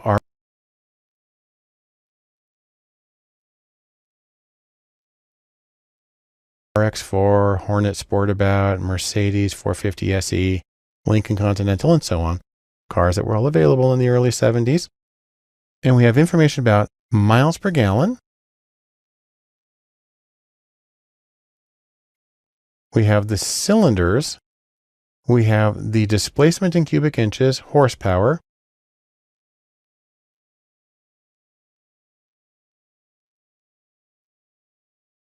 Weight in tons, quarter second time in the standing quarter mile, whether it's an automatic or a manual transmission, the number of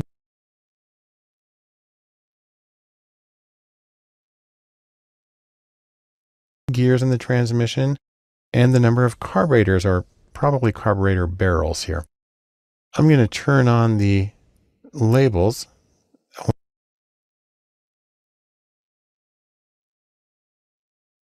Only one variable changes here. By the way, one of the things I did is I formatted this for SPSS by adding labels and changing some of the decimals. It makes it a little easier to work with in the program. But let's go to the syntax file right now.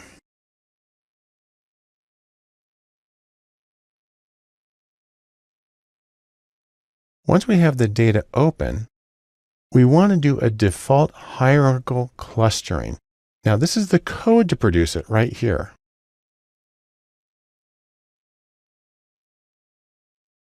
But I'm going to do it with the drop-down menus to show you that it's really not hard to do. All we need to do is come up to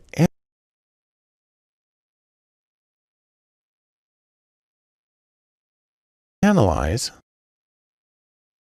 and then we come down to Classify. Now, I have to admit,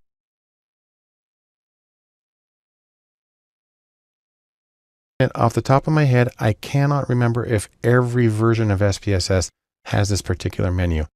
Most will. I hope hope yours does, so you can follow along with this.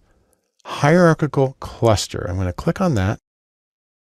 And what I'm going to do here is I'm going to take car name, which really tells me, it just says what the cars are. And I'm going to use that to label cases because that's going to mean something to me. And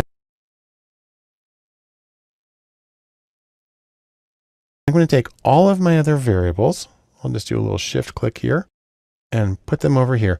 And at this moment, I'm going to change nothing else.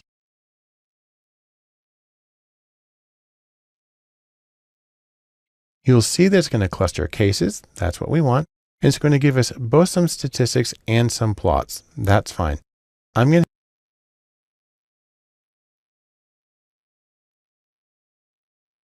to hit OK.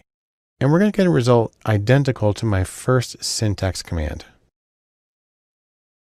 And I see it.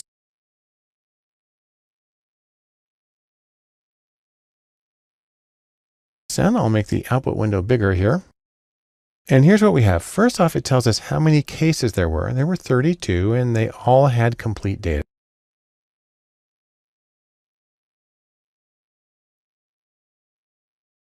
which is nice. Then SPSS gives us something kind of unusual called an agglomeration schedule, and it really specifies at what point in the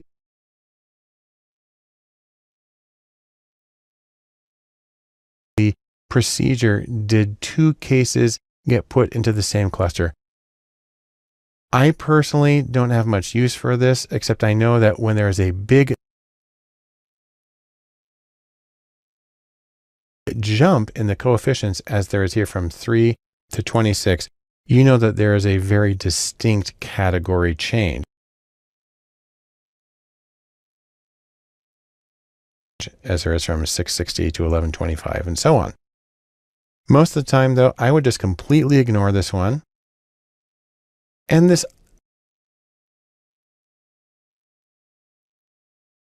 is called an icicle plot, and it shows sort of the same information about when various cases got dropped in with everything else. It's kind of pretty to look at. I find it kind of meaningless. And so truthfully, the default output for SPSS's hierarchical clustering to me is not very helpful.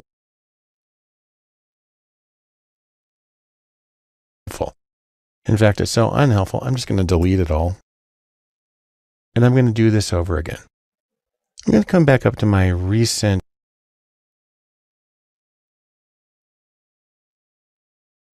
menu items. And I'm going to go to this analysis again. I'm going to make a couple of changes. I don't want the agglomeration schedule. That doesn't really help me. And for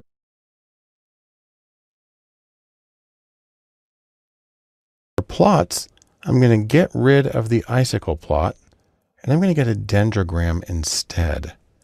A dendrogram, that means branches in Greek.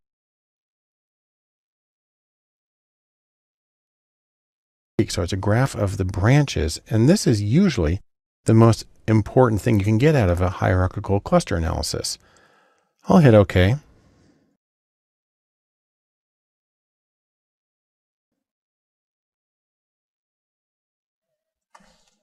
And now what we have is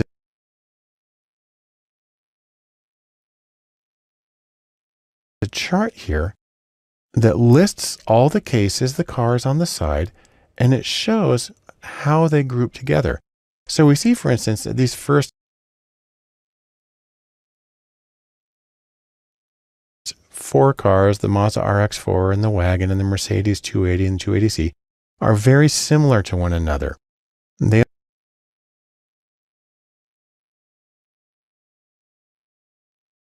go here together. We see that some others, if we come down here, so for instance, the Cadillac Fleetwood, the Lincoln Continental, and the Chrysler Imperial, which are all gargantuan American cars with big V8s, they all go there together. And then we see down here at the bottom that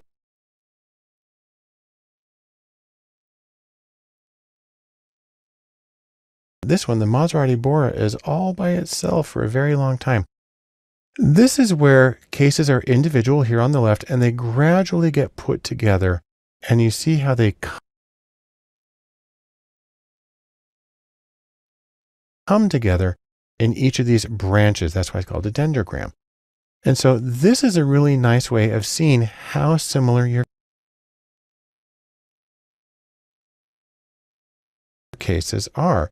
And if you have more pixels displayed, you can see the entire graph at once. I've got a low resolution right here. And you can see that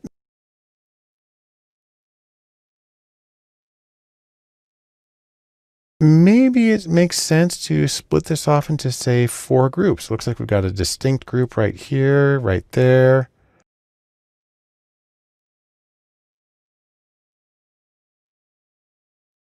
Right there and right there. And so I can do something else with this. I'm going to come back to the menu here.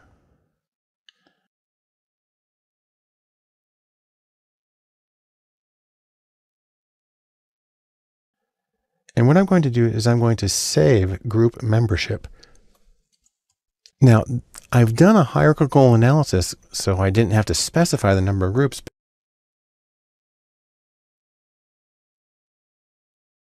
But now that I've looked at the chart, 4 seems like a good number.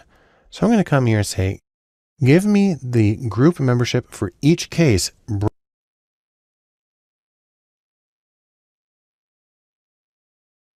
breaking it down into 4 clusters. I'll hit continue, and then I'm going to ask for it to not give me any plots.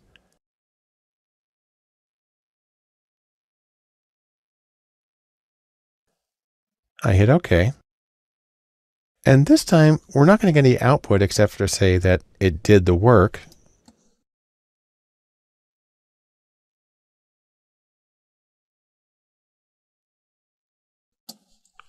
Let's just get that. Here it says that it processed them. The place where we're going to see the difference is in the data file. So I'm going to move over to the data file.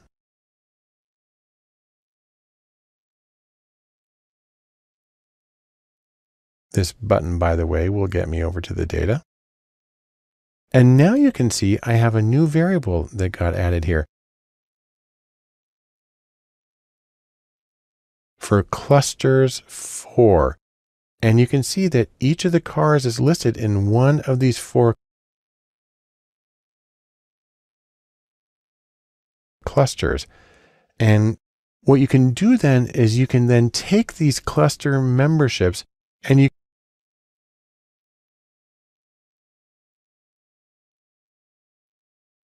can compare them on the other variables. Again, remember, the clustering here is only as valid as the data that we give it.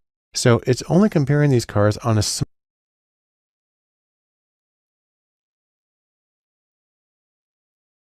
small number of variables, and it's using that to decide what goes with what. It's here, for instance, that you see the Maserati Bora is in a category all by itself. And this is a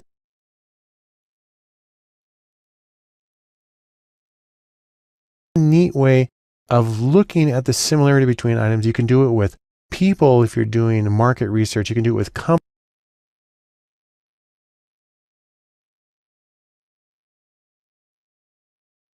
companies if you're doing some sort of segmentation. And it allows you to see what groups have important similarities for what your purposes are and which groups you need to treat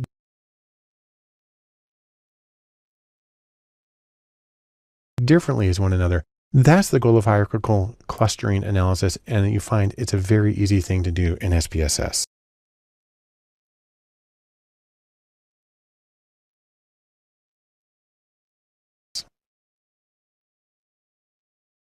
Another important procedure in SPSS when you're analyzing data is something called factor analysis.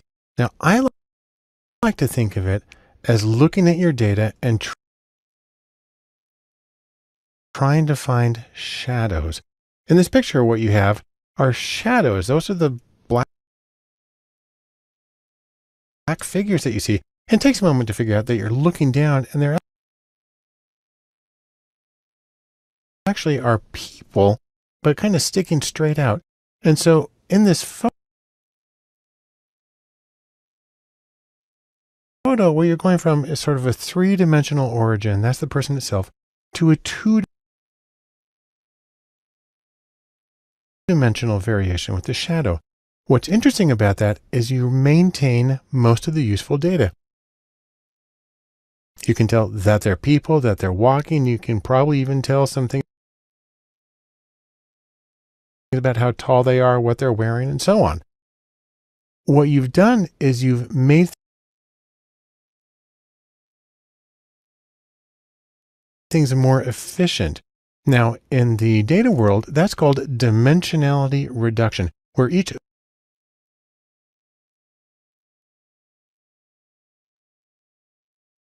variable is a dimension, and too many variables can actually be really problematic.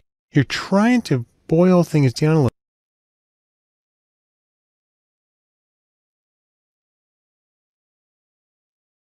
little bit, and you can think about the saying, less is more, less equals more. More specifically, that is less noise,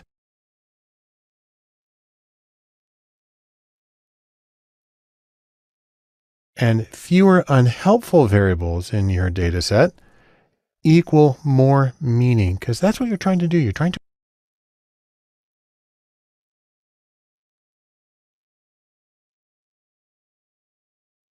extract meaning. Now, when it comes to factor analysis and related techniques, I have one very important piece of advice, and that is to be practical.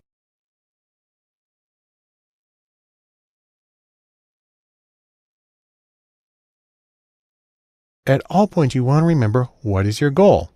So, what is the goal? Well, the goal of factor analysis, I'll tell you what it's not.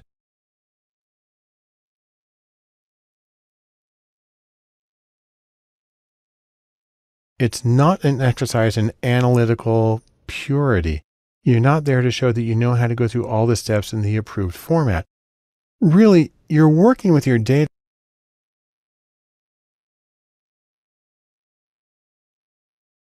because you're trying to get some understanding. So the goal of a procedure like factor analysis is useful insight. Try to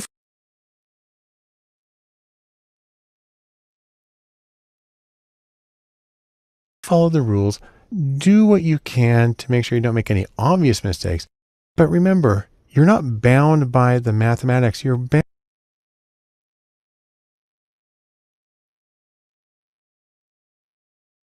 bound by what the data tells you about the people. Another way of looking at that is use factor analysis, or really any other procedure,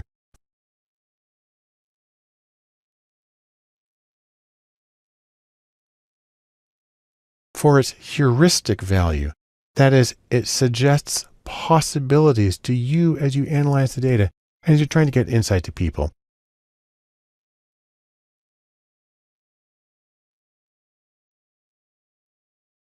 Now, that's sort of a philosophical discursion.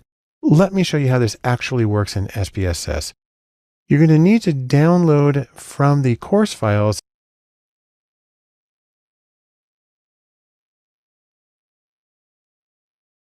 a folder that says data here at the end, and from it, the cars.save dataset. This is the one that we used in hierarchical clustering as well.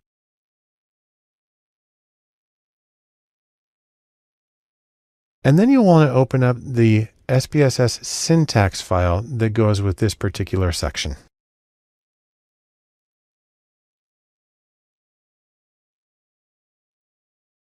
Now, the easiest way to open the dataset is simply to double click on it and you'll be ready to go. I do have some syntax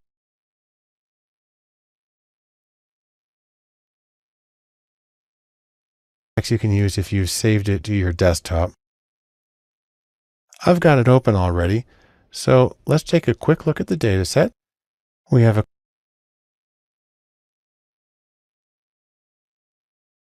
collection of cars listed down the side and attributes like miles per gallon and so on, and gears and the transmission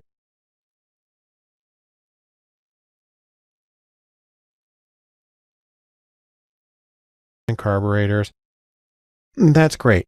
Now, I will have to make a very important confession here. This is a very, very small data set for factor analysis. It only has 9 variables other than the identifier, and it only has 32 cases.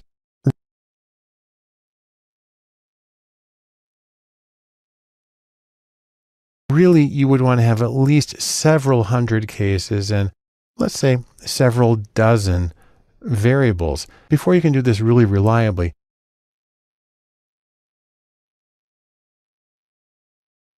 But this example works, and it actually is really easy to see how it's happening and how to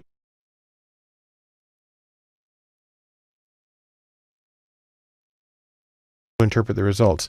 The first thing we're going to do, if you look at the syntax, is we're going to do a default factor analysis. And it's actually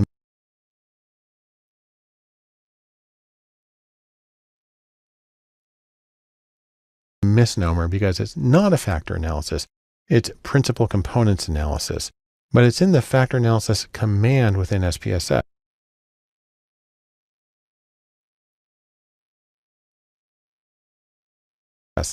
So let's come up here to analyze and down to dimension reduction. Remember, I said that's what this is called.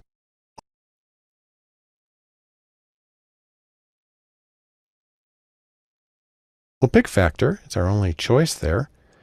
And what we need to do is choose the variables that we're going to use to see what we can compress, what goes into what. So we don't need the name of the car. That's just an identifier. We can take the rest of these, however, and we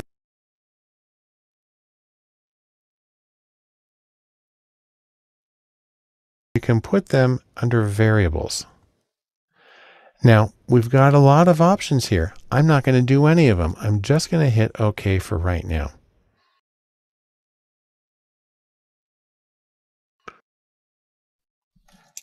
I'll make the output window bigger.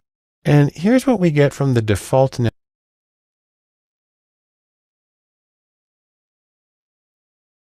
analysis. We get a text output of the commands that were generated by the drop-down menus. We get something called communalities. Each variable brings with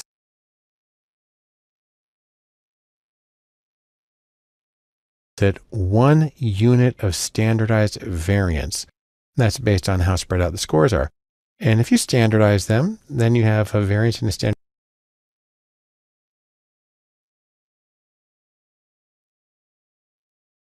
deviation of 1 for each.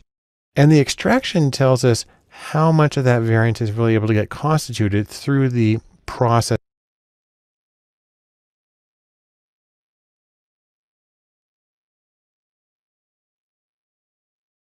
that we're doing.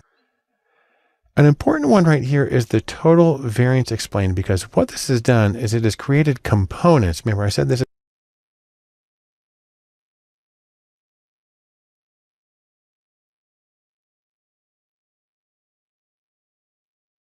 is actually a principal components analysis here, which, while it has profoundly different philosophical underpinnings from factor analysis, the difference has to do with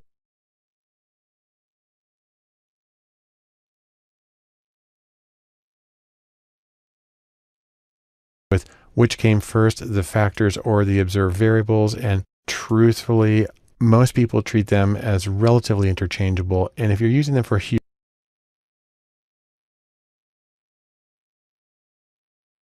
heuristic value, it's not going to be a big difference.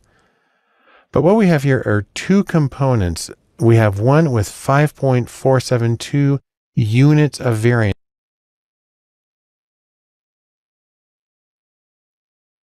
That's 61% of the original variance of the 9 variables. And then another one with 2.341. I'm getting those numbers from right here. And you can see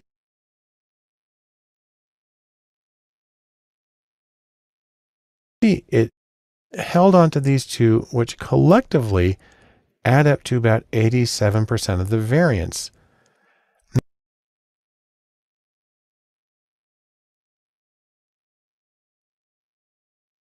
Now, the component matrix shows the relationship between the original variables and the two components. These are like correlation coefficients. You can see that miles per gallon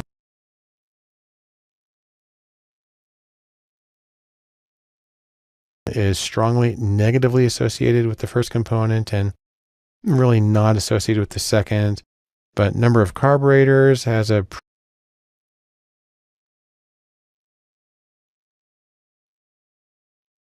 pretty strong association with each.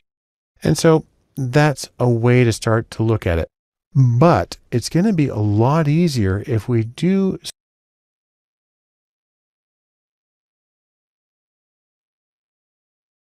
certain modifications to this. In fact, I'm going to just delete this output right here. And we're going to start over. I'm going to make a few changes.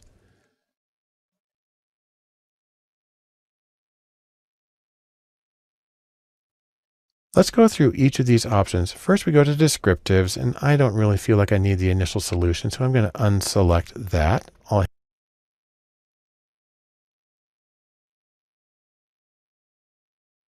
hit continue. Extraction. This is the actual algorithm that SPSS uses to work through the relationships in the multidimensional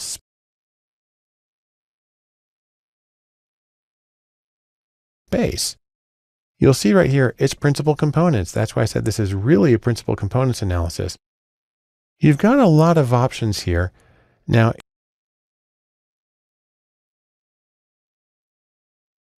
in many situations, maximum likelihood would be a very good answer. I'm going to choose principal axis factoring simply because it's the classical version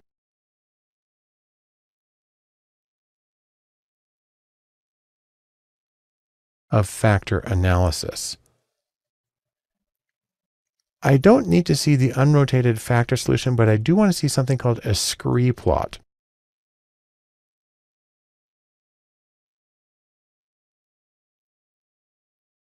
And that is a graph that shows me maybe how many factors I should keep. I'm going to come down here and change the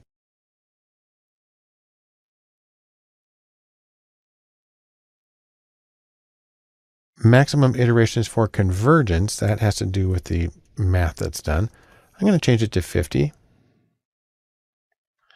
And then I'm going to come to rotation.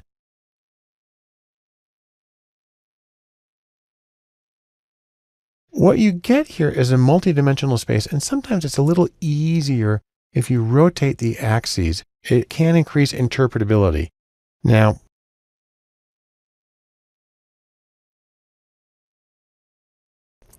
there are a lot of different methods. Varimax is a method that maintains orthogonal relationships, that makes all of your axes perpendicular to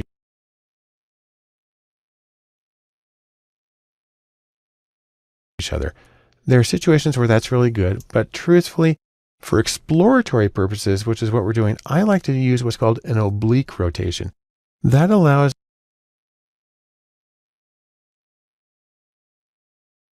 your factors to be correlated with each other. They don't have to be totally perpendicular.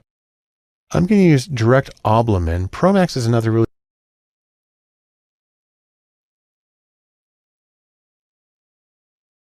good choice, but it usually is for larger data sets, and I've got a tiny one here.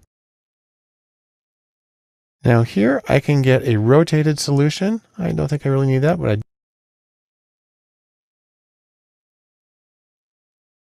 do want to see the loading plot, and I'm going to increase the maximum number of iterations to 50.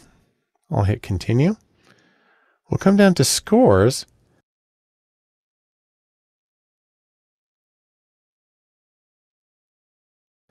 And you can save the factor loadings as scores. And there might be situations in which you want to do that. But because I'm using factor analysis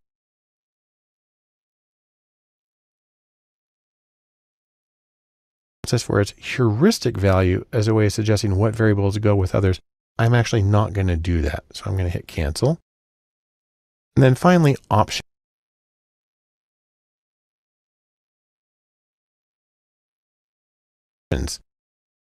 This is where you get to talk about excluding cases. I have a complete data set, so I don't need to worry about that. But the coefficient display format. Now, I'm going to sort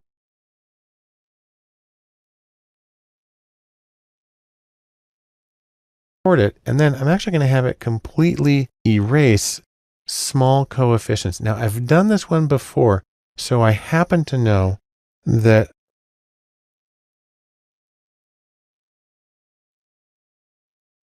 a value of 0.6, under normal circumstances, that's really high, but given my very small data set, this seems like a reasonable choice, and it makes the solution very, very clear when we look at it. So I'm going to hit continue, and then there I'm going to hit OK.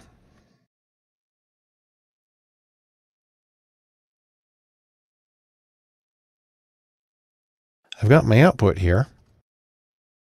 And the first part's pretty similar, except it doesn't start with unit variance for each of these. That's because I'm not doing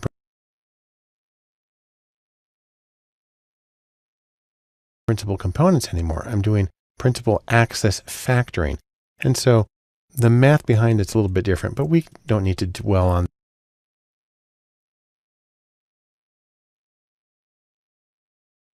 that one. Total variance explained, you see that we still have two factors, and the first one accounts for a lot of the variance. The second one accounts for a fair amount also, and these are very close to what we had with the principal components. The scree plot is a very simple line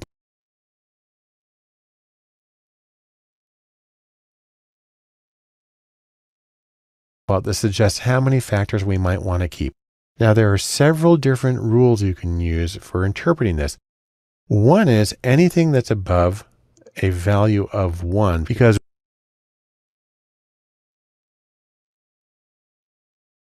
1 is what it would be if a variable explained simply 1 unit of variance, but that's what it brought with it. You want factors that can explain more than that. And you see we have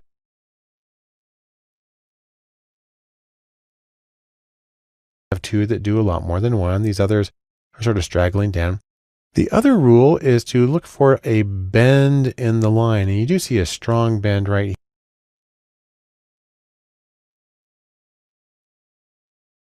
here. So 3 is where the bend is. We're justified in staying with 2. There are other methods that get more involved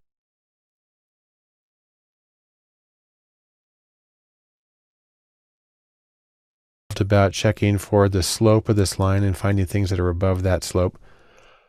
You can do those at another time. This is a quick demonstration.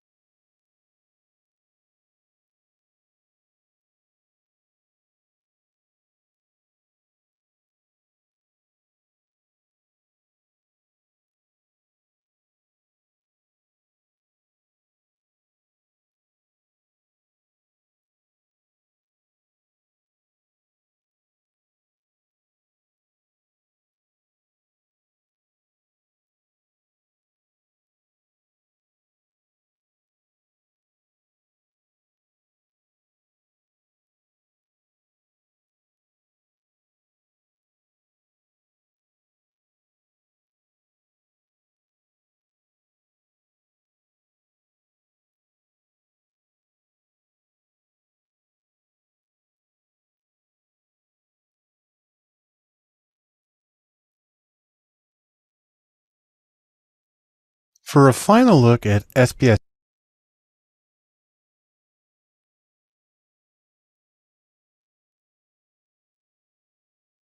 and analyzing data, at least in this brief overview course, let's take a look at one of the most useful procedures around, regression. Now, you might think of regression as sort of the statistical version of the Three Musketeers, where it's all for one.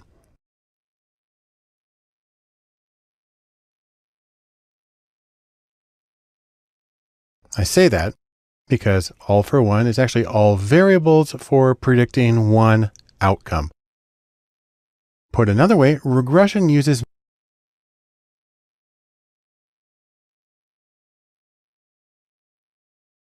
many different variables, many predictor variables, to predict scores on one outcome variable.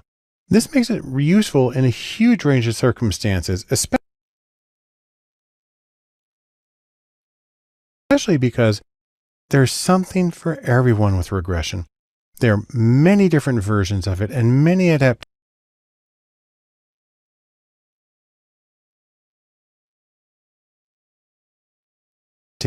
of regression that make it truly flexible and powerful when analyzing data and make it a go-to tool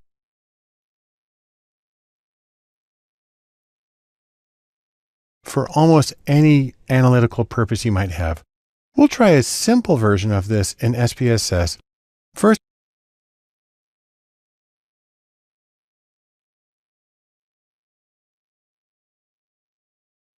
make sure you've downloaded this data folder from the course files, and we'll use the cars.save dataset that we've used in our two previous examples, along with this syntax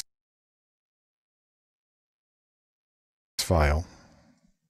Now, when you get to the syntax file, it begins as usual with the code for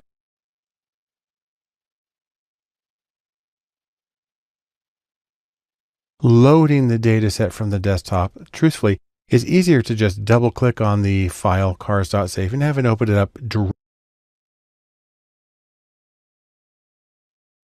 directly in SPSS. That's what I've done here. And you can see it's the same data set with about 32 rows of data, a bunch of cars from 1974, and several variables. What we're going to try to predict in this one is miles per gallon, based on things like the number of cylinders, the displacement, horsepower, weight, quarter second time, transmission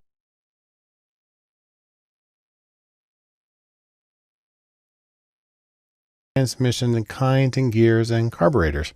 All right, so that should be pretty easy. What we're going to do is go to Analyze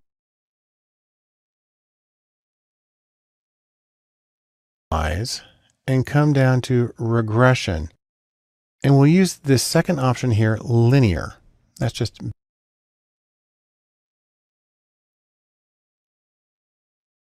basic linear regression. Now we need to put under dependent the outcome variable, the thing we're trying to predict.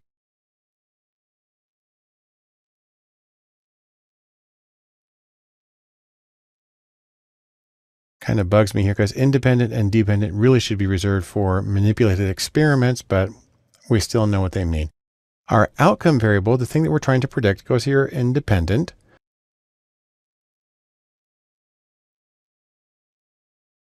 So that's miles per gallon.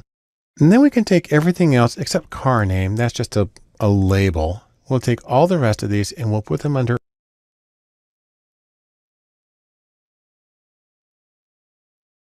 our independent, or the variables that we are using to predict the outcome. Now I want to do the totally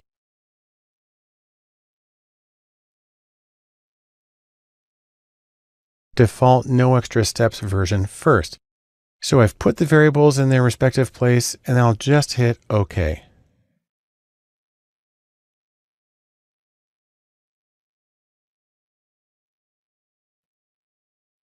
And now we get our output and it tells us First, the code that was used to produce this analysis, that it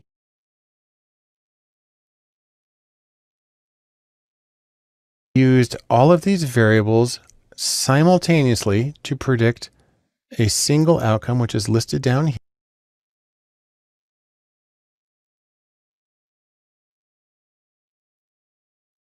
here, and they were entered at once. The model summary tells us that we have a multiple correlation of these predictor variables with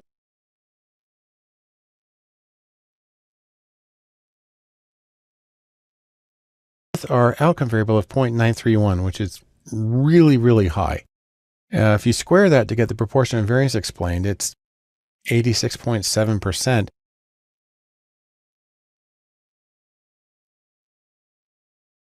Even the adjusted R-squared, because we have a small sample, is still 82%. It's huge.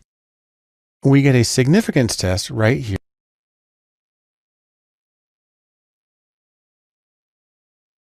Here, we are not surprised to see that the significance is 0.000. It's not zeros all the way through, but it's highly significant.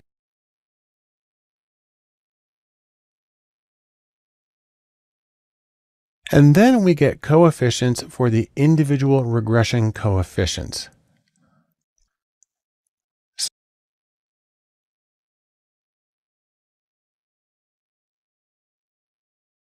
So what we're looking for here are significance levels that are under 0.5. And interestingly, only one of them in this collection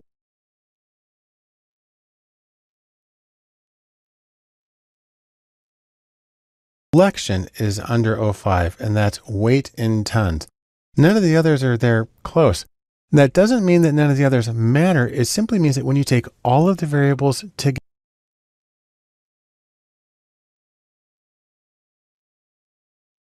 at the same time, when they are taken as a whole, really only one of them deviates significantly from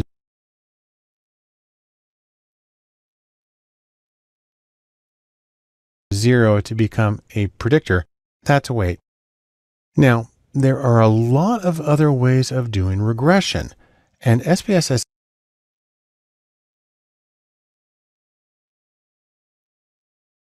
gives you a lot of choices. I'm going to come up here, back to analyze, down to regression. Now, I will mention there's a really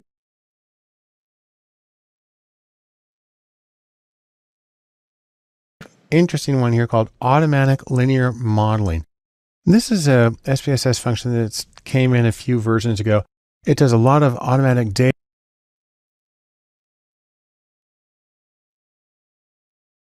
prep. It does a lot of combining and splitting up of variables. On the other hand, it's really kind of difficult to explain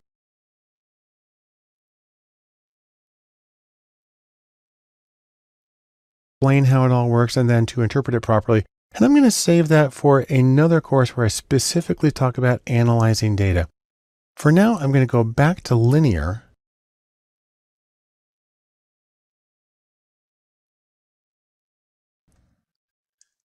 And we're going to make a few choices. We're going to make a few options. Rephrase.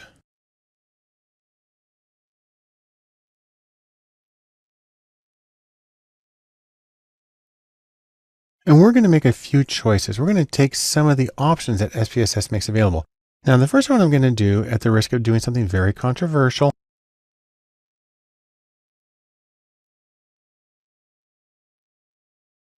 is I'm actually going to go from simultaneous entry to stepwise regression. This is controversial because some people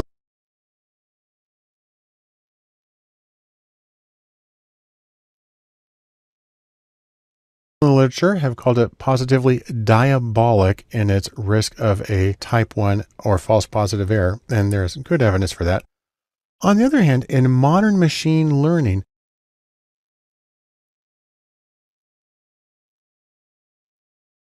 stepwise procedures have been very fruitfully used, and so it's not totally unacceptable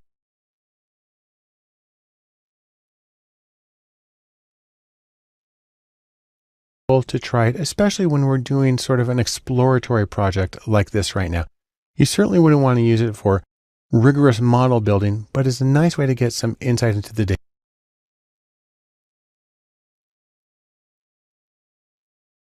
data pretty quickly.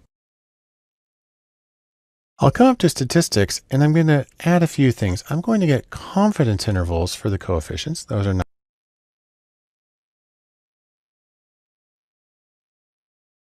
to have.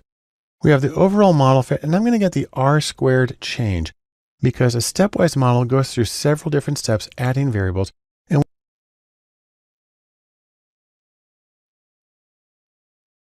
we want to see if each variable adds something that is statistically significant to the overall model.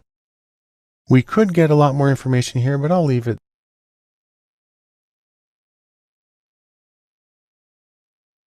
there for now.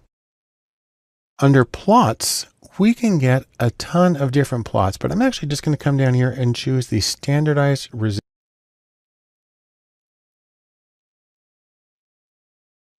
residual plots, a histogram and a normal probability plot. Now there are other options as well. I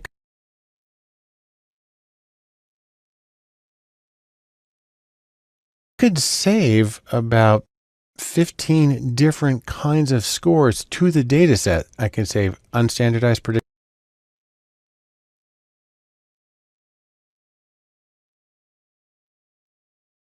values. I can save studentized deleted residuals and so on and so forth. Things I could do here, and there are situations in which I might want to do those, but for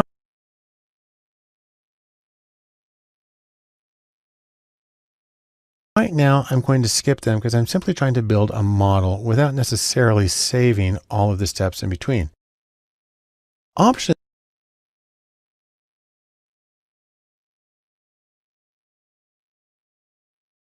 really just talks about the criteria used in the stepwise procedure. I'm going to leave it at the default right now, but you could change it if you wanted to.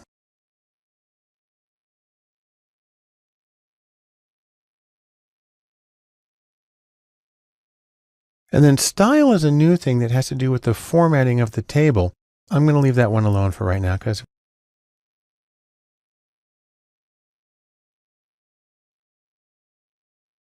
we're going to have exactly what we need. Now I've created this already and I've saved it in the syntax, so I'm just going to hit OK. And you'll see that we get a different kind of output right now. I'll zoom in on this.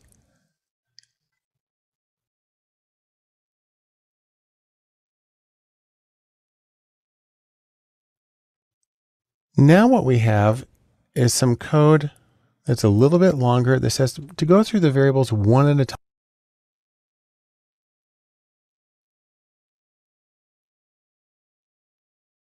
time and find the predictor variable that is most strongly associated with the outcome, put it in the model, get partial correlations and go through step after step.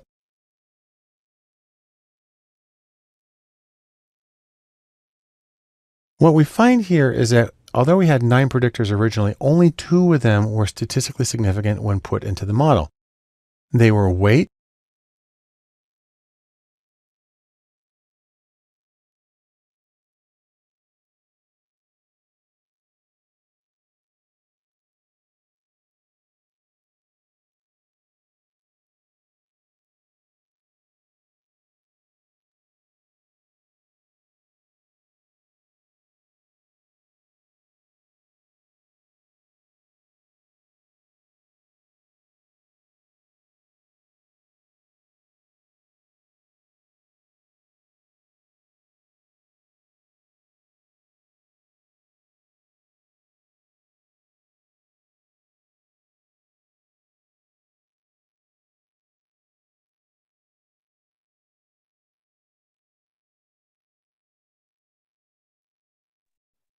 Okay, so this will be our references for this discussion. Once again, I just want to summarize the discussions that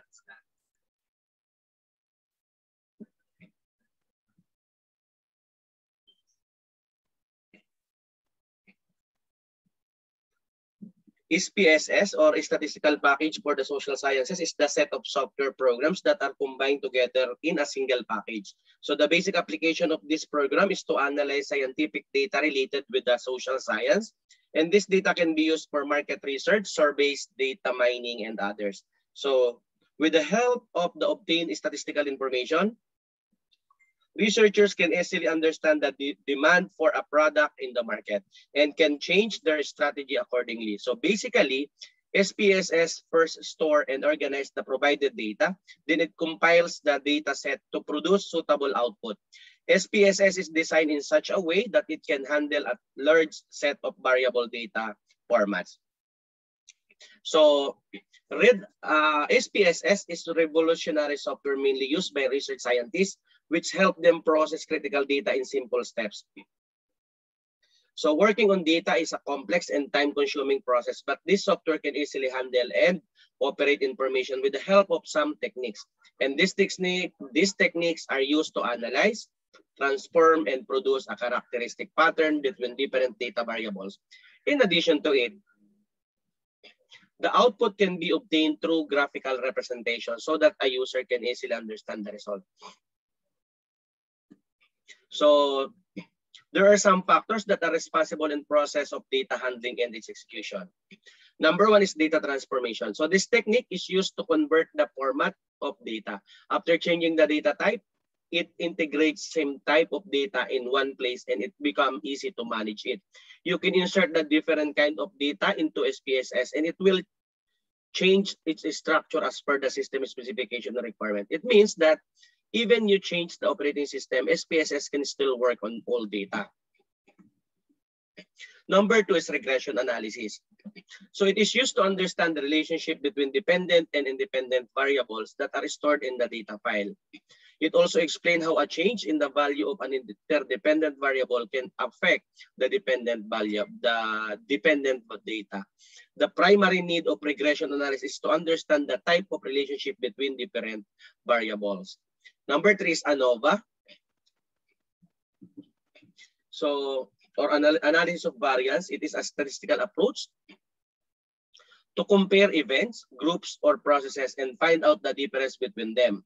It can help you to understand which method is more suitable for executing a task. So by looking at the result, you can find the feasibility and effectiveness of the particular method. Number four, of course, is MANOVA, or multivariate analysis of variance. So this method is used to compare data of random variables whose value is unknown. So MANOVA technique can also be used to analyze different types of populations and what factors can affect their choices.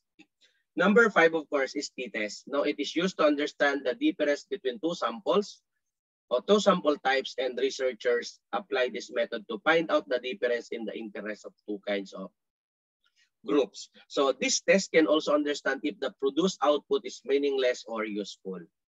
Again, SPSS software was developed in 1960, but later in 2009, IBM acquired it. So they have made some significant changes in the programming of SPSS, and now it can perform many types of research tasks in various fields. So due to this, the use of this software is extended to many industries and organizations such as marketing, healthcare, education, surveys, and others. So I think that's it. Thank you to academic lessons as our reference. And of course, IBM.com/products/SPSS, that is statistics.